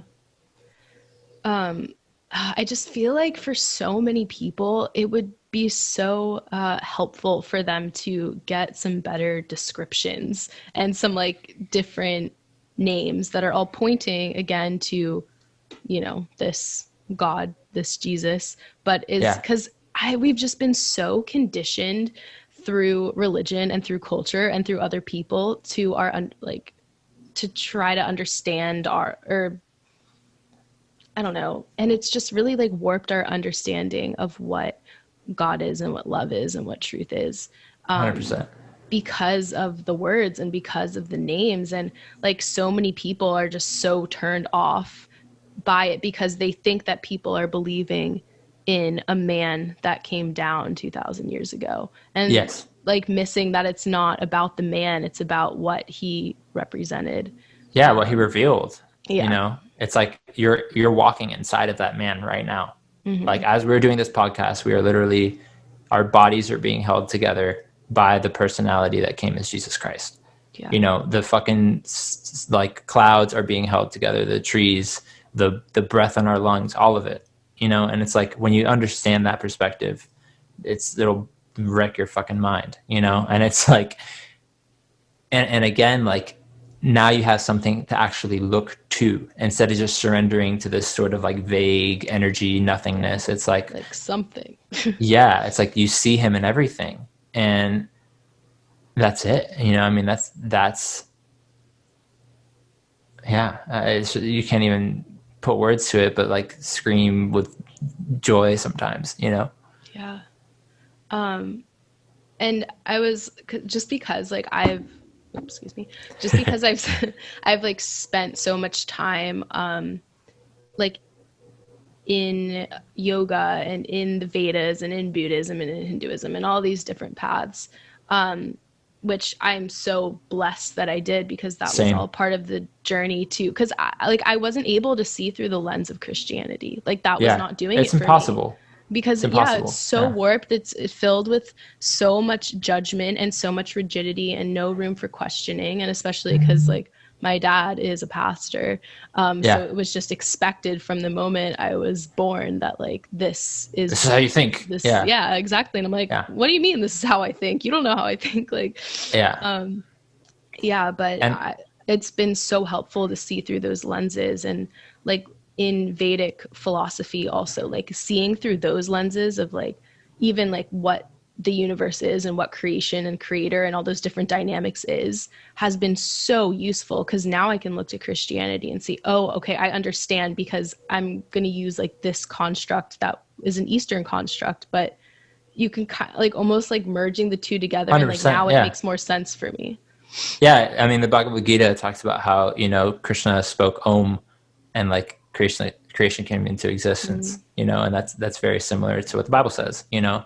So, you know, I'm not against it. And yeah, it's just so sad, like how mental Christianity in the West has become. You know, it's like, because again, when you understand that Christ really reveals the nature of reality itself, you're opening yourself to life itself. You're not adding a belief system to your life. You're coming into what is real. Why do you think God's people are called Israel? Because it's what is real. Like it's reality. Like you're understanding the nature of life, and it's like there's such a disconnect from that. It's so disembodied. It's so mental. It's so doctrine. It's so ritualistic. This is what we do on Sunday. This is what we believe. Come to Bible study. This is this. Do this. Do this. Do all of these things. Instead of this is what life is. And it's very, very simple. And I think that when people So simple. turn to religion or even hear the concept, oh, like God's the answer, they think that they need to adopt all these different beliefs and all these different practices. And like, I think that whole identity, I'm like, I'm going to have to change my entire identity to conform to this belief. But when 100%, it's not a belief, it's like, I don't know. It's reality. Yeah. And I think that people often confuse believing and faith as the same thing, when in my experience, and I think that you're on the same train as this, is belief is just the mind. That's just like whatever you want to label as true. But faith is just that surrendering we're talking about, and letting go and say, you're holding me. I don't need to hold myself. I don't need to hold myself together with my thoughts and my emotions and my beliefs. Like God's already holding everything together. And 100%. Again, Jesus says, if you lose your soul for my sake, you will gain it. So we put our full trust in God, we abide in the Spirit, and then he reworks our mind and our will and our emotions. So the belief should be a fruit of the openness of the heart to who God is. And, St. Augustine said it really well. He said, the truth is like a lion. You unleash it and it'll speak for itself. It's like, just, I don't need to defend Jesus. It's like, this is the truth. So I just speak it, and that's it. It's that simple. And, I spent so many months and hours of my life, like trying to intellectually convert people because I thought that's what I had to do. But I've found it's actually much more, I love this idea that coming to Jesus is coming home. You're not like, it's not like you have to completely forget everything you ever knew. And now it's like, you have to completely like adopt this belief system. It's like Jesus, again, it's like, he's the full revelation of like the breadcrumbs that have been thrown to us from the moment we were born. Because if you just pay attention to life, you'll start to understand who he is. But it's so hard to pay attention to life. And I think that's like, that's the big issue that so many people are going through, and that I constantly go through, is just, and this is such an overstated thing, but just that we're so distracted all the time. And even though I've tried to simplify my life so much, like there's still constant distraction all the time. And this is something that you were also speaking about that really like drew me to the things you were speaking about is, and I was like actually journaling about this like a month ago. It just like kept coming into my head. It's like, be still and know that I'm God. And like, you're only going to come to know truth and love through just letting everything else fall away and just like come into the present moment, which is something that so many Eastern practices talk about. Like, like Eckhart Tolle is like super in on that. He's like, this is how you find God. You just be here now. It's very simple. Yes. And that's what I wanted to, when you talked about like, you're grateful that you went through the Eastern stuff, it's like, I 100% know that I would not be able to have the relationship with Jesus. If I would have just like gone on a spiritual quest and been like, I'm going to become a Christian, and like started going to church, I would not be able to have the relationship with God I have now, because it's like, hold on, my computer's dying, it says. Yeah, you're good.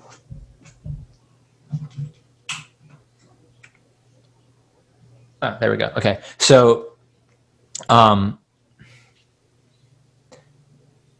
when I first came to Jesus, there's, and I don't know if I mentioned this on the call that you were on, but there's all of these like new age to Jesus people now, that are like, everything Eastern is demonic, and like, you have to stop meditating because meditating is demonic and all this stuff. And I like totally like hopped on that train, which is like, that way of thinking is totally demonic. And then like I said, God showed me a Bible verse. Like I was reading my Bible one day and I distinctly heard Deuteronomy 12, and I was like, oh, and I had never read that chapter before. So I went there, and in verse 8, again, God tells the Israelites, stop doing what you think is right in your own eyes, because you have not yet entered the resting place and the inheritance I have for you.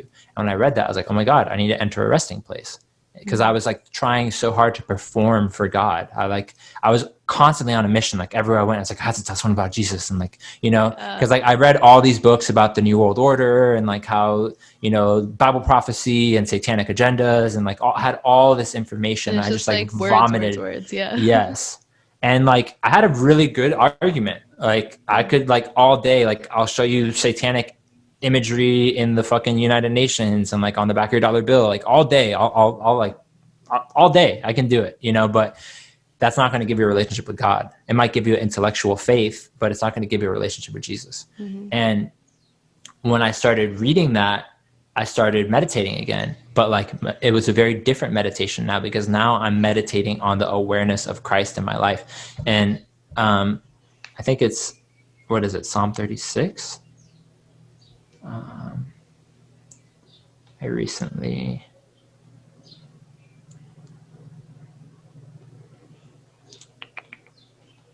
what are my favorites? Oh, here we go.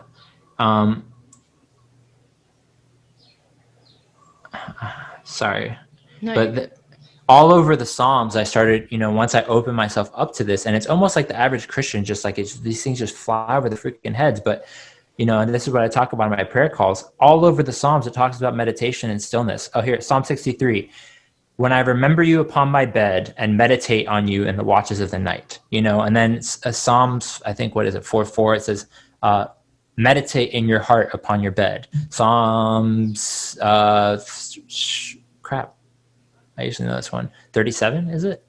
It says, be still in the presence of the Lord and wait patiently for him to act. It's like all over the Psalms, it talks about be still, be still, be still, be still, be still, be at rest. Wait. Isaiah 30:15 says, in resting and repentance and in quietness and in trust, like it's like all over the freaking place. Mm-hmm. And yet, like, all these new age to Jesus people are like, meditation's demonic. You just have to meditate on the word of God. Like, you have to just read the Bible. That's like the only thing you can do, and it's just so incorrect. Yeah. Because that's just more intellectualizing. That's just more thoughts. It's more concepts. And that's something that was one of the foundations for me trying to find truth, is just like, don't get lost in the concept. Stop getting lost in the words. Stop trying to think your way there, because it's never going to work. It can help you get a clear understanding, but it's never going to get you there. And that's something, as I was studying, why am I blanking on this right now? As I was studying yoga. For some reason, I'm blanking right now on like the certain like school, but it was Bhakti, Kriya, Hatha. No, the one that always gets mistaken for like being really sexual. Kundalini. No. Tantra. Yeah, I was studying Tantra, and it was talking about like Tantra is like based on this thing called the view, which is like the correct view of what reality is, which again, like that, like very nicely parallels to the whole Christian perspective as well. But it was talking about before you can get to no view, or like the true view, you have to shift from like your incorrect view to like a correct view, both within like conceptual, the intellectual realm, before you can like dissolve that all and just have like no view, which is like the same as like being one with God or being one with life or whatever. So like all of anything, all of the ways that you can intellectualize life and intellectualize the human experience and religion and Christianity and God, whatever, like it's all fine and good to help you get to a more correct view. But the purpose of all of that is to get you to God, not to get you into the very precise, correct way to speak something or understand something intellectually. And like, that's a huge trap for everyone. 100%. And me as well. And I loved how you pointed out that, like, pointing at the moon thing, because Jesus, the Bible is like the finger that points to the moon, which is Christ. And I will say one thing too, though, that is an opposite slippery slope, is like, because like when I was more into like Buddhist thought and like thinking that just by being nothing, I was communing with God. I had an experience on ayahuasca when I was very much in that mindset where I literally went into a void of nothingness. And Caitlin, my friend, Caitlin Pasternak, had the exact same experience. A lot of people have, because that's the thing is like, and like, even with Eckhart Tolle's teachings, like be here now, like in the present moment, there's many different realities available. So to me, that's like step one. But then the question is, what are you looking to? And I think when Jesus says, wherever your treasure is, there's your heart also. So when we truly understand who God is and we make him the treasure of our heart, now when we get still, we're connecting to that reality. So now when I meditate, I feel the fullness, I feel a light, I feel a comfort, I feel a love, I feel a relation, as opposed to just like a void of nothingness like I did before, which is like, I feel like a lot of Eastern stuff can like slip into that. No, for sure. And that's like something that my friend group, bless their hearts, they're all beautiful people, but like through all their meditation and everything else that they do, it almost seems like as an avenue to get to this nothingness. And like I've had many experiences of being in the nothingness, and I'm like, this isn't it. Why would you want to be here? It's just, it's death. Yeah, it's just the void. You're like, Okay. Yeah. Great. Now what? It's like creation divorced from God. Because, like the Bible says, like in the beginning, the earth was empty and void, and then God spoke. And when you think about creation as female and God as masculine, it's like God is light, light penetrates, whereas the creation receives. And even as believers, as a man, I'm said to be part of the bride of Christ. So it's like as a created being, I have a female, I'm a vessel to receive the light of God. So it's like if we're not meditating on God, like on his light penetrating us, you just go into nothing. And it's Yeah. very dark and empty and just And it's just depressing. like, yeah, it's just like if like life wants to experience life, it doesn't want to experience the absence, even if like that absence is just God without, yeah, Yes. without like something to reflect that light.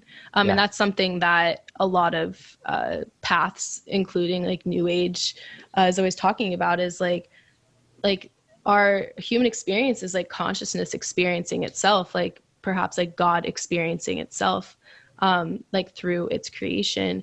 And that's also something that I wanted to ask you about is when you're talking about God as male and as creation as female. I know a lot of people get triggered using the pronoun he for God. They're like, why can't God be a woman? And like all Yeah. this stuff. And like for me, just stuff like that, it's just never really a trigger point to me. I'm like, I don't care. It's just a word. Like it's just Yeah. Easier for me to say he, but then It's a distraction. again, but then like tying back into like Eastern philosophies and Vedic philosophies. Like, are you familiar with Purusha and Prakriti? Yeah. Yeah, so like Prakriti is like the female energy. It's the creation. It's all the things. It's all the material things. Yes. And Purusha is like consciousness. That's God. That's just what like. It's funny. Jesus is called the sacrificial Purusha in the Vedas. Oh, that is Yeah. interesting. Yeah. Yeah, but I just think it's interesting like how that all ties together, and again like having all of that foundation has helped me understand God a Yeah. lot And better. I think that's like one of the biggest problems of society today is we have this like false love where it's like there's no real truth and we all just have to like accept each other and there's no objective reality. And it's like, if I want to identify as a fish, identify me as that. And it's like we've lost like, and I get it, right? Because it's like we've had this like toxic masculine patriarchal blah blah stuff for so long.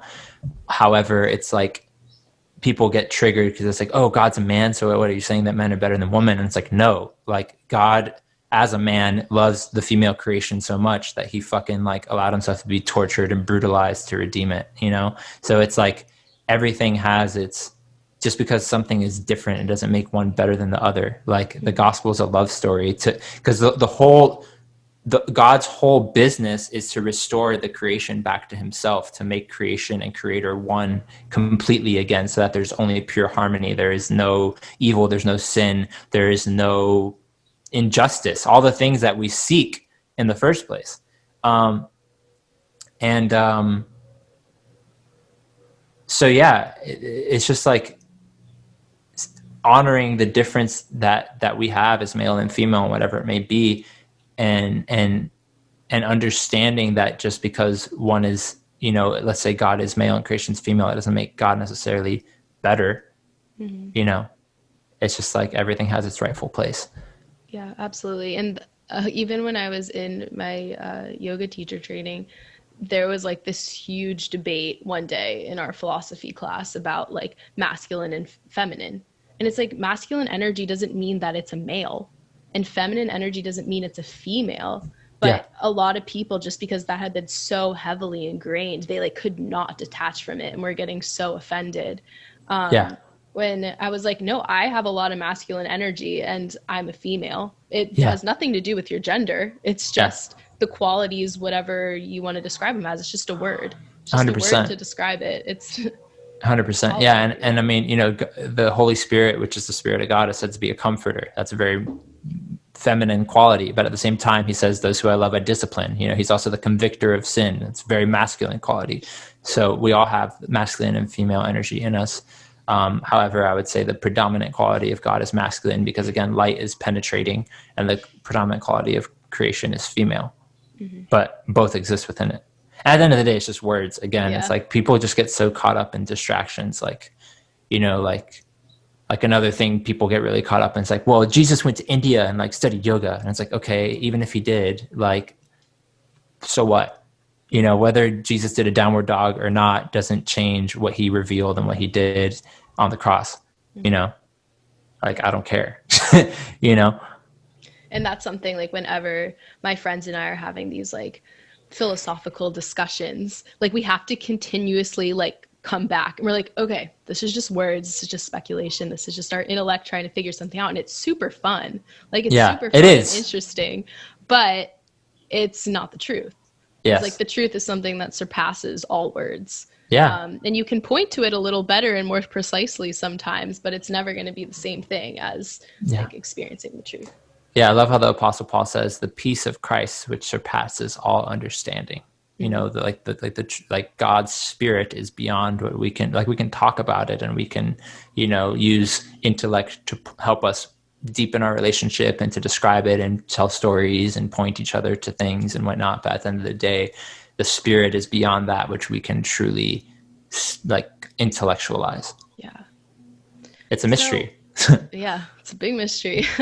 I have a question for you, and yes. Again, like, just whatever you feel you can speak on, but like, in a world that is so divided because we're so heavily identified with our beliefs and our thoughts and our personalities and our physical things and the things that we own and all of that, but we're all searching for that truth, we're all searching for that connection, but it's really hard for us to all reach a common ground because of the words.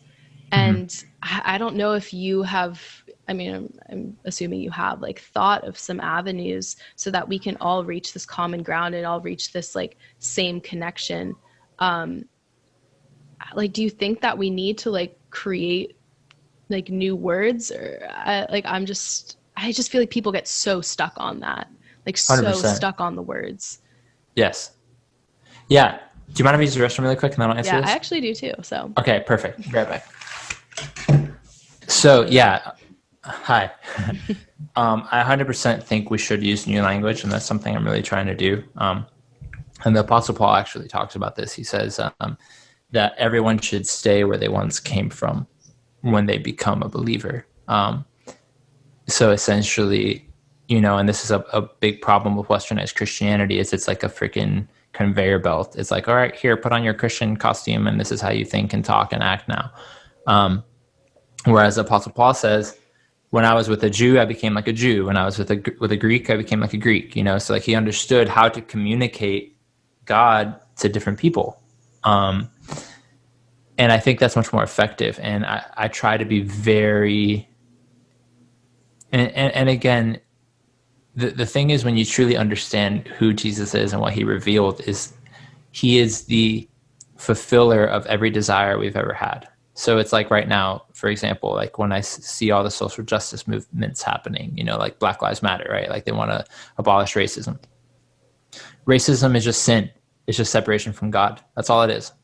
And the thing is, it's like, we can get so fixated for the rest of our lives trying to fix all of these symptoms instead of going straight for the illness and trying to fix the cure. And how American is that of us? It's like, you get like some symptoms because you eat McDonald's all the time, and then you start taking a pharmaceutical to deal with your symptoms, and you're not fixing the illness, So when we understand that, like, and this is another problem too with the Westernized way of thinking, is sin is like watching porn. Whereas the Bible teaches in Romans chapter 14, it says, whatsoever does not proceed from faith is sin. So the problem is a lack of faith, because you can only see God by walking by faith, because he's invisible. And when we open our hearts by faith to the reality of God, the peace and the love and the joy and the fulfillment that we've always sought comes. And now that fulfills a God-sized hole in our heart that we were trying to fill with porn and with likes on Instagram and whatever the fuck else we do, right? So when we can show people that, Christ is the revealing of, like, essentially, again, the whole cosmos is in perfect harmony and order. And you can show that. I can go outside with someone and point at the fucking sky and be like, look at that shit. Or go to the beach and be like, look at that. Or go, walk them around my garden and be like, look how beautiful this is. And then point them at all the shit happening in the world. And be like, why are we so fucked up? It's because we've gotten out of harmony with this. And it's that simple. And when you understand that Christ reveals to us that the fundamental nature of that is love, and that it's here right now, this very moment, you've always been inside of it. The only problem is instead of being with it and communing, is our eyes are fixed on mental realities that don't even fucking exist. We're just pulled into projections in our own minds. And this is why Satan is called the father of lies and the great deceiver, you know, and the accuser, which is very similar to the concept of Maya, right? In Hinduism, it's illusion, you know? It's like shadows and projections that come off from life itself. So if we're not communing, yoking with the Spirit of God in this very moment, then we're always going to be lost. And that's another big issue I see happening. You know, a lot of these like social justice movements would be like, Jesus would have been protesting and like all this stuff. And it's like, we can't mistake Jesus as a moral teacher. Jesus teaches us to walk. He invites us back into relationship and harmony with the source of life itself. And if you're communing with that source of life and you feel led to become part of a social justice movement, go for it. Do it.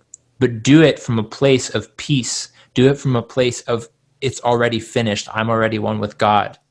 I'm not going here out of anger and rage, hoping that if I kill the last white cop, that now there will finally be peace on earth. Because as long as we're out of harmony with the Spirit, it's just going to manifest a different way. If you somehow get rid of all racism, it's just going to manifest a different way. Yeah. So that's kind of like a message I'm really trying to convey to people. It's like, the Spirit is already perfect. Come home. It's that simple. Yeah. And just like and it gets, or people assume that it gets so complicated when we attach all these storylines and attach, again, like religious connotations to that very simple message that you just said. And I mean, I don't know what the answer is, obviously, but yeah, I think that, and this is something that's often taught in yoga, is just like, start where you are. Don't try to make a huge leap to somewhere else, like, because you're going to fall. Like, the chasm's too wide. Like, you need to take it one step at a time. And like, as you were speaking before, like, we as humans, we can't look into the hearts of other people. We can't see what's there. And like the other week when I was having that experience of like the ocean of God's love during meditation, like, one thing that I took away from that is I was like, who am I to look at someone else's practice and say like, what they're doing is wrong? Oh, that person is a Muslim, or that person is a Catholic, or that person is doing New Age stuff. Like, I'm looking at the label of what they're doing and my interpretation of what that practice entails. And I'm saying, oh, they're caught in illusion. Oh, that's wrong. And I'm like, who am I to say what's wrong? Because if that person is having a profound, unfiltered experience with God, then that's what's true for them. And we can never know what's true for another person. And I think that that is so important to come back to, is as we judge other people's experiences, like, who are we to know, or who are we to say where their heart is? Only they can know that. Only God can know that. Yeah, I guess that's all I have to say on that. Yeah. A lot of people ask me, like, how can I tell my friends about Jesus? You know, I'm telling my friends and they don't want to listen to me. And the Bible tells us in Psalm 51 that it's the joy of our salvation that brings sinners to repentance. And Jesus himself said, you will know by the fruit, right? And the fruit of the Spirit is love, peace, patience, joy, kindness, etc. So if I'm claiming to have the truth, I better have more joy than you do. Mm-hmm. If you don't have the truth, I better have more love. I better have more peace. I better love you more than you love me, you know? And that has to be our primary focus, is like, I need to walk with God the best way I can, and the most devoted and the most true that I can. And through doing that, Jesus says, shine your light before men and then give glory to your heavenly Father. It's so fucking easy. Like, when me and my girlfriend go places, like, we're just so in love with each other and with God that, like, we just, like, are fucking weird and silly. And then, like, people just want to talk to us. And then they'll be like, you know, like, what is it about you? And they're like, oh, we love Jesus. And I'm like, what? You know? And that's what it's all about. And Jesus also says in Matthew 13 that the harvest is at the end of the age, and the harvesters are the angels. So angels are the ones that bring people's souls back to God. So it's a literal spiritual, like when someone decides to give their life to Jesus, there's an actual spiritual transaction taking place, assuming they're actually giving their heart over and they weren't just like mentally convinced to like call themselves a Christian. And again, that's an angelic presence is doing that. So it's about embodying this heavenly light everywhere you go, and then everything else just fruits out of that. Yeah. So when it comes to people of other faiths, instead of trying to mentally convince them why Jesus is the way, I just need to shine. And then if they don't know God, they're going to see something in me. If they're truly a truth seeker, right, they're going to see something in me that they want, and then they're going to ask me about it, or I'm going to have the opportunity to talk to them about it. Yeah. And Jesus also says that is like, you can only come to me if the Father draws you. You know, so trying to like mentally convince people if I don't feel the Spirit tugging on me to like share with them, it's not my job. For sure.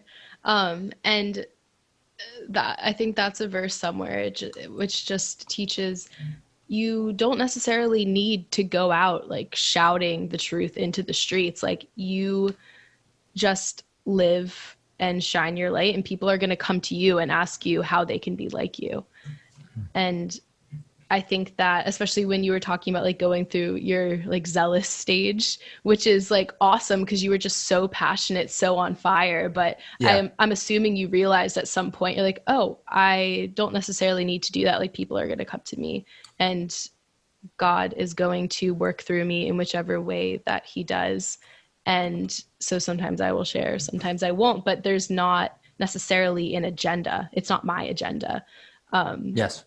So. Yeah, I mean, and I think it's good to be zealous, but our zealousness should be to our relationship with God, not trying to convince people. Because that just gets super ego-y when you're like, I am right, this is the right view. And that's what gets so warped up in religion, is it just feels like this huge like judgment of, oh, all you sinners out there, like, you need to Speaking of sin, that's another question I had. So as I began to draw parallels between all these different paths, I began to see sin as something that you mentioned before, as it's like any way that we're like lacking connection. Yes. Or perhaps you could word it as, it's not necessarily that you're like a bad and evil person. It's just that your consciousness is lower. And I think that's been talked about throughout like various like spiritual texts is, people aren't evil. People aren't like these horrible sinners in the way that religion sometimes seems to describe it, but that they need to see clearly. And when you're seeing through fogged lenses all the time, you're going to act not very accurately. So I was just wondering like what your views on sin were. Totally. Yeah. So again, the Bible says in Romans 14:23, whatsoever does not proceed from faith is sin. And we're told we walk by faith, not by sight. So all sin is the illusion that you're separate from God. You're operating out of that illusion. And because you think you're separate from God, now you're in an orphan mentality, and you're going to try to do anything you can to feel the validation that only comes from the security of the love of God. And that's why people do things like try to glorify themselves, try to become famous, try to become really rich, try to, have sex with random people because it makes them feel validated, whatever it may be. The sins that, the Western church demonizes are actually a bad fruit of a lack of faith. Whatsoever does not proceed from faith. So the original cause is a lack of faith. So when little Jimmy at church has a porn problem, instead of being like, Jimmy, you better stop watching porn or else the Lord is going to blah, blah, blah, blah. The right approach is, Jimmy, let's go spend time with the Lord. Like, let me show you how to cultivate your relationship with God. Let me show you how much God loves you. Let me show you like the peace that God has for you. And then when you get those cravings, which ultimately don't satisfy, and that's the beauty of sin, is that sin does not satisfy. It's a never-ending hole. God has designed it as such, so where when we live out of accordance with what he has for us, is that it's unfulfilling. You know, when Adam and Eve first sinned, the first thing that happened was they felt shame. They were like, oh shit, we're naked, we need to cover ourselves. You know, so when we sin, there's shame that comes with it. So the reason Jimmy's watching porn is because he's looking to fill the God-sized hole in his heart. So we need to show Jimmy who he really is as a son, and show him how to commune with God in that stillness and that peace, so that when those cravings come up, instead of acting like an animal, he can learn how to access the Spirit. Because the Apostle Paul also says in Galatians 5, walk in the Spirit and you shall not commit the lust of the flesh. So if you want to stop sinning, you need to walk in the Spirit. And that's, again, the problem is Christianity is really good at pointing out problems but not giving solutions. You know, it's like, oh, and pastor, you need to stop watching porn. It's like, well, you just got to fight that flesh, brother. No, you got to walk in the Spirit. You know, stop trying to fight the problem and go to the solution, which is the Spirit. And that's something that, like, throughout my whole journey to, like, now, I guess, is as I was questioning religion and all the things that it deemed as being sinful and deemed as being wrong, when I'm like, I feel like this is just circumstantial, like some of the things that were sins. I'm like, yeah, it can be a huge sin to smoke weed if it's consumed your entire life and it's causing you to neglect certain things. And again, like, yeah, you're looking for God and you're looking for fulfillment in pot. Otherwise, like maybe some people have had these like crazy spiritual experiences through it that has led them closer. And I guess you could like say this. I would not be where I am today if it wasn't for plant medicines. Yeah, see, 100%. Yeah. But I also see in myself what a slippery slope that is. Yeah, absolutely. You know, it's very easy to make a god out of cannabis or out of mushrooms or out of whatever it may be. But I know for a fact, like, that was part of my journey. And, you know, God made everything for good. You know, the question is, how and why are you using it? Yeah. And again, like you could say this with a lot of things, like even like homosexuality. I am not the moral judge of whether that is right or wrong. I cannot know. Maybe someone explores their sexuality and it brings somehow, like, getting lost in that brought them back to God. They're like, oh, I'm actually straight. Or maybe they're still gay or still bi or whatever they are, still transsexual, and like still with God there. And like, who's to say if that's wrong or right? So there was like a lot of moral things that I was really questioning, because I was just like, who are you to say?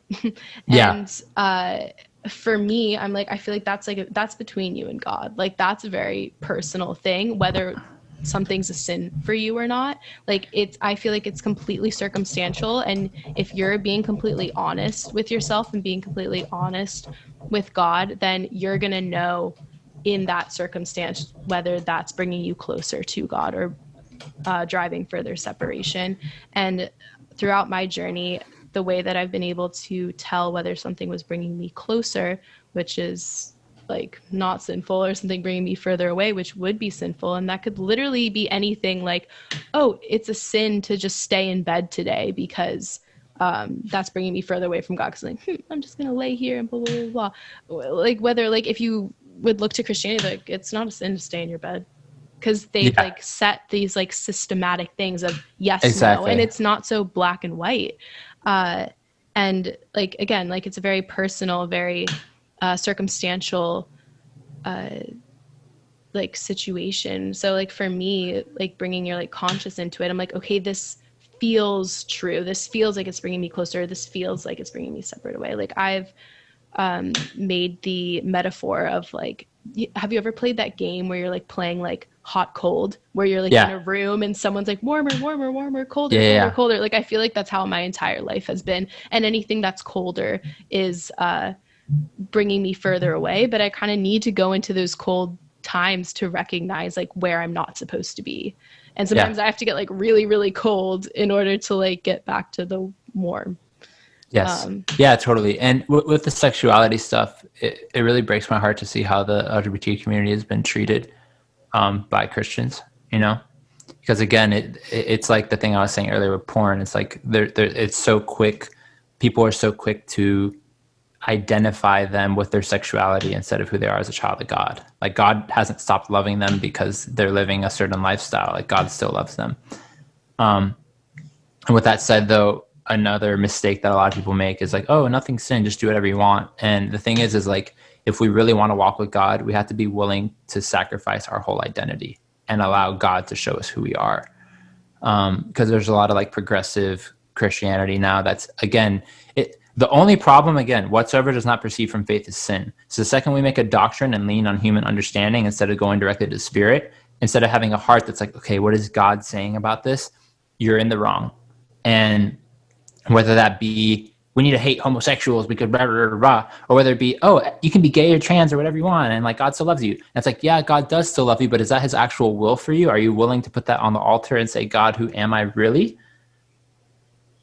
Or are you just going to make a doctrine out of it? Like God made me this way just because my pastor told me, you know what I'm saying? And it's like the second you're looking to a human way of thinking as opposed to like seeking the Spirit on something, that's a problem. And with that said, I will personally testify. I have numerous friends who once identified as LGBT or whatever, and then they just like were like, you know what, I'm just going to seek God, and like something just like snaps in them, and they're like, holy crap, that wasn't who I really am, you know. But it wasn't because someone like condemned them and told them they needed to stop. It's because they had an encounter with the Spirit. Like I have a friend who's a pastor, and he met a transgender woman, a woman who was transitioning to a man, and already like converting and everything, taking hormones and all that stuff, and didn't even mention anything. Like it was just like, yo, Jesus loves you, and like started talking about the love of God and started inviting him to church. And this woman started going to his church. And one day she was laying in bed and praying, and like Jesus, like the presence of God just fell upon her and showed her all of her trauma and all of like the pain in her and why she was trying to escape her own body. And she just like wept like she never had before and was like, holy shit, I'm like living a lie, you know? Wow. And that's the thing. It's like, if you're trying to find your identity in your sexuality or in your body, you're never going to have peace. If your identity is anything short of I'm a son or daughter of God, you're never going to have peace ever. It's impossible, you know, because you're living in a lie. Mm-hmm. And even as a straight man, you know, it's like when I first came to Jesus, I was living with my partner, and like I stopped sleeping in the same bed as her because I felt convicted in my heart. You know, it wasn't like, this is sin, I need to stop. It was like, wow, like this isn't right. Like if I'm not going to marry this person, I shouldn't be intimate with her, you know? Mm-hmm. But that's the work of the Spirit. You know, it wasn't like I had some pastor telling me, you better stop sleeping in the same bed as your partner, you know? Yeah. And that's been the same thing for me as well is, at some point I was like, I'm going to do whatever I want. And I did for a while, but at some point you recognize like, oh, I still don't feel fulfilled. Yeah. And then you begin to refine your life and you begin to like shed all these things. And like you were saying before, like pruning all these dead branches off of your life. And, yep. It's crazy. Mm-hmm. I have another friend who was a lesbian for 10 years and an occultist, like master occultist, like straight, like all up in witchcraft, like not just like some new age shit. And her grandfather, when he was in his 40s, he died and went to hell and came back and like went just like crazy on fire for Jesus. And this past January, her grandfather was on his deathbed, and his dying wish was that his granddaughter would give her life to Jesus. So one night, just to make him feel better, she doesn't even mean it, she's like, Grandpa, guess what? I gave my heart to Jesus. And she said for like the next 2 weeks, her body was just flaming on fire, like every day. And the second she got home, she just had this insatiable urge to throw out all of her occult stuff. And no one was ministering to her. It's not like she had like some pastor, like she literally just said this thing she didn't even mean. And her body set on fire. She goes home, throws out all her shit. And the next day she wakes up, she's like, oh my God, I don't like girls anymore. Like it's just like, wow, something just broke in her or got fixed, you could say. But it's all the work of the Spirit, you know? Oh, absolutely. What else? I'm curious, so I think I mentioned this to you before, but I don't tell anyone really that my dad's a pastor unless they ask, unless it just like comes up. And in like that same way, if my dad was a surgeon, that doesn't necessarily mean that I know how to do heart surgery, you know? Yes. So just because my dad's a pastor doesn't necessarily mean that whatever people like to assume. I was just wondering if you had any questions for me, because like this is really just supposed to be like a conversation, not Totally. interviewing you, you know?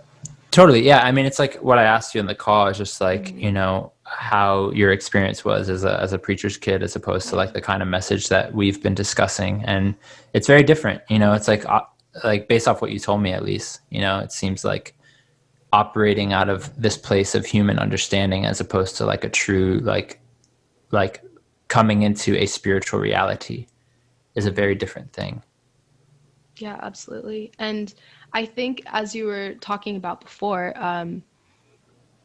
is like how people are living, how they're allowing light to shine through them. They're going to, like, if someone fully knows God, or maybe not even like fully, but if someone is walking with God, like they're going to be shining so brightly, and they're going to be filled with so much joy and so much love.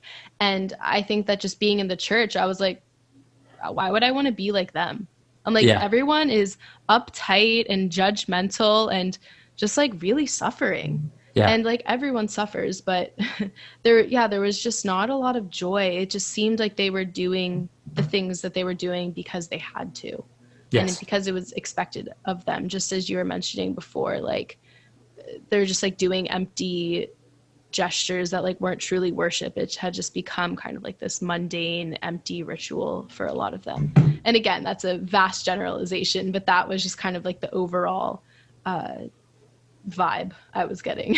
Yeah. And like I would escape my like youth group and like escape the service, and like me and like my friends, we would go like hang out in the parking lot, or like go like, and we would get so much shit for it, like obviously, but again, like I am so glad that I went through all of that rejection, because it forced me to come back to something that was more true. And otherwise, if I would have just totally conformed into that, like I feel like I'd be living a very like empty, having like a very empty spiritual label, but not necessarily having a spiritual experience. Yeah. Yeah. Amen. Amen. Well, cool. I have to go pretty soon. Yeah, I feel like this is like a good space to end it. Yeah, totally. Yeah. Is there anything else you want to say or anything? I guess just to close off, like I'll record a little intro later, but I guess just to close off, like whoever might be listening to this, yeah, I think I've said this so many times throughout the episode, but it's just so easy to get turned off and so lost in the words. And like really the only thing that can bring you fulfillment and bring you into love is like through your own personal experience and personal relationship with that love. If you want to call it God, maybe not. Like it's English, it's a language, it's all language. But like it's, yeah, your experience with the thing that's important, and that's what you should be seeking. Yeah, I don't know, anything you want to close off with? It's important to remember that that thing is always seeking us too. Jesus says that God is like a shepherd that left the 99 sheep just to go after the one.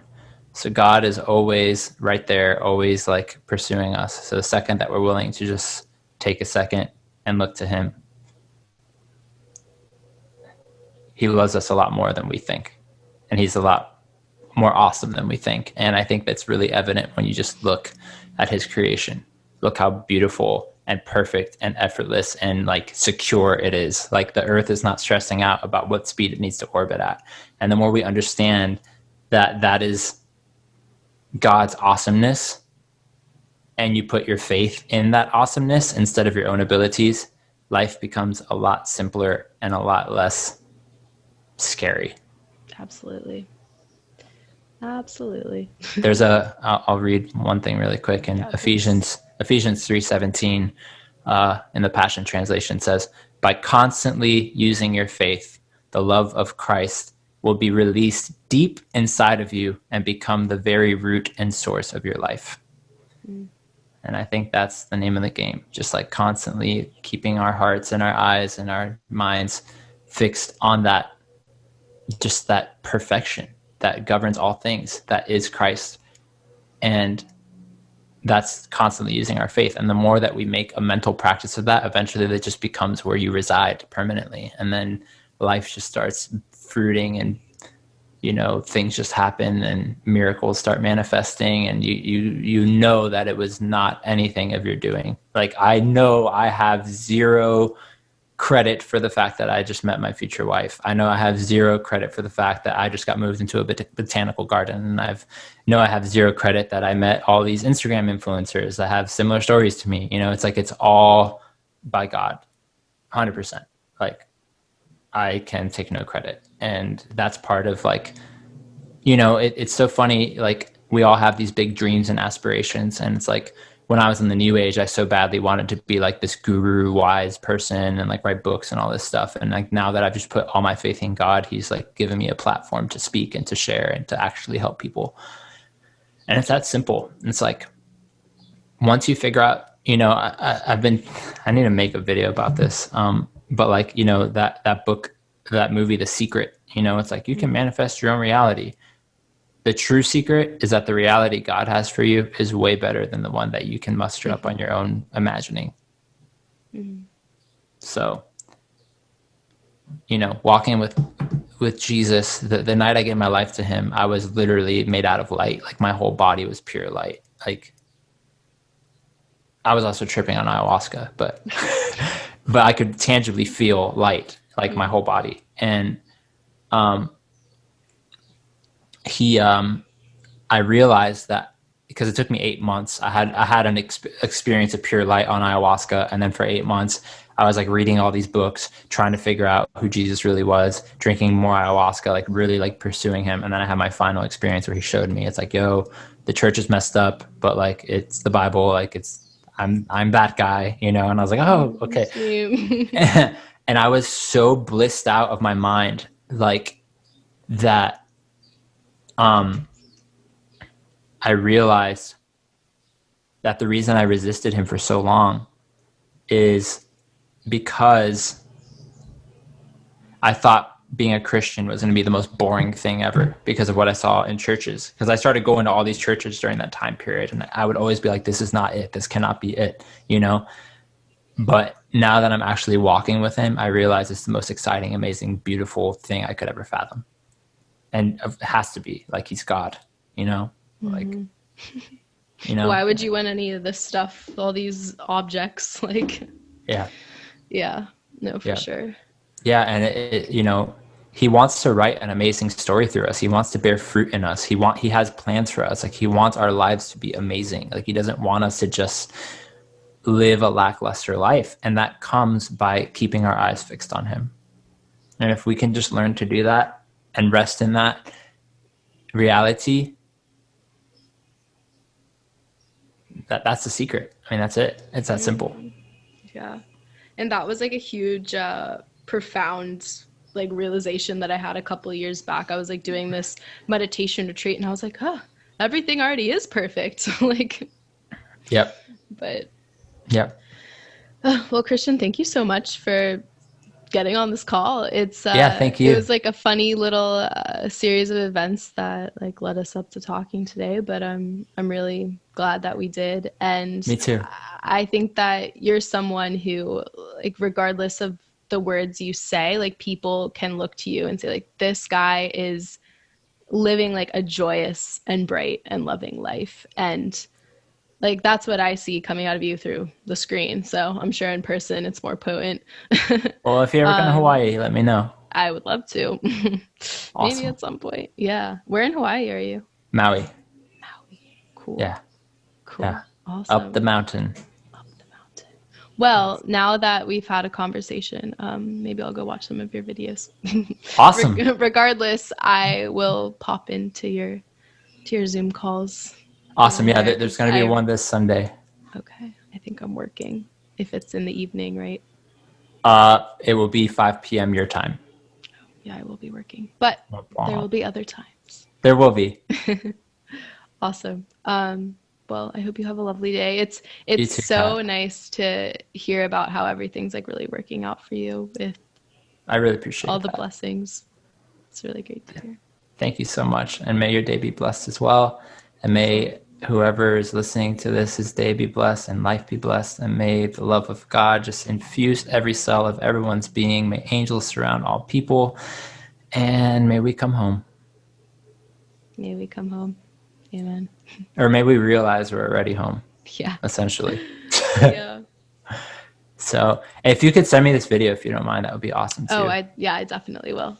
Awesome. Cool. Thanks so All right, much, Kat. Christian. Yeah, stay in touch. Have a blessed day. And I'm sure we'll talk soon. I'm sure. All right. Adios. Adios.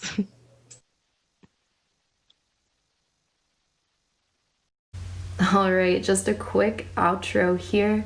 Thank you all for listening to this episode. I hope that you got something out of it. I hope that this invited you to go deeper into the questioning and deeper into experiencing this life rather than an aversion from it. Again, I just wanted to reiterate that any of the topics that we may have spoken of, we are not the masters of morals or the masters of the human experience. We're only speaking from what we have gone through, our own journeys. And if anything may have been misinterpreted to sound like we're against certain actions or certain ways of living, I apologize, because that was not the intention. There is no correct way to live. Only you know how you are living in accordance with love and truth. And if you stand firmly in that, no one can tell you that you're wrong. All right, as always, if anyone has any feedback, any questions, suggestions, please let me know. We are on Instagram at This Human Thing, on Facebook at This Human Thing. All of the links are in the show notes, in addition to the Patreon. If you are interested in supporting the show, you can also support the show by just leaving a quick review. I'd love to hear what you think, because I want to know your perspective on this human thing, this human experience we're having as well. I also linked Christian's Instagram in the bio. It is at lovealready1, which you might have noticed is also the title for today's episode, because I think that that's just such a powerful reminder to teach us that we can rest and that we don't need to go finding love, that it already is the material of this existence. Okay, I hope you all have a beautiful day. I love you, even if I don't know you. Fuck it. This is kind of awkward. I don't like you, I swear. All right. Peace in, peace out.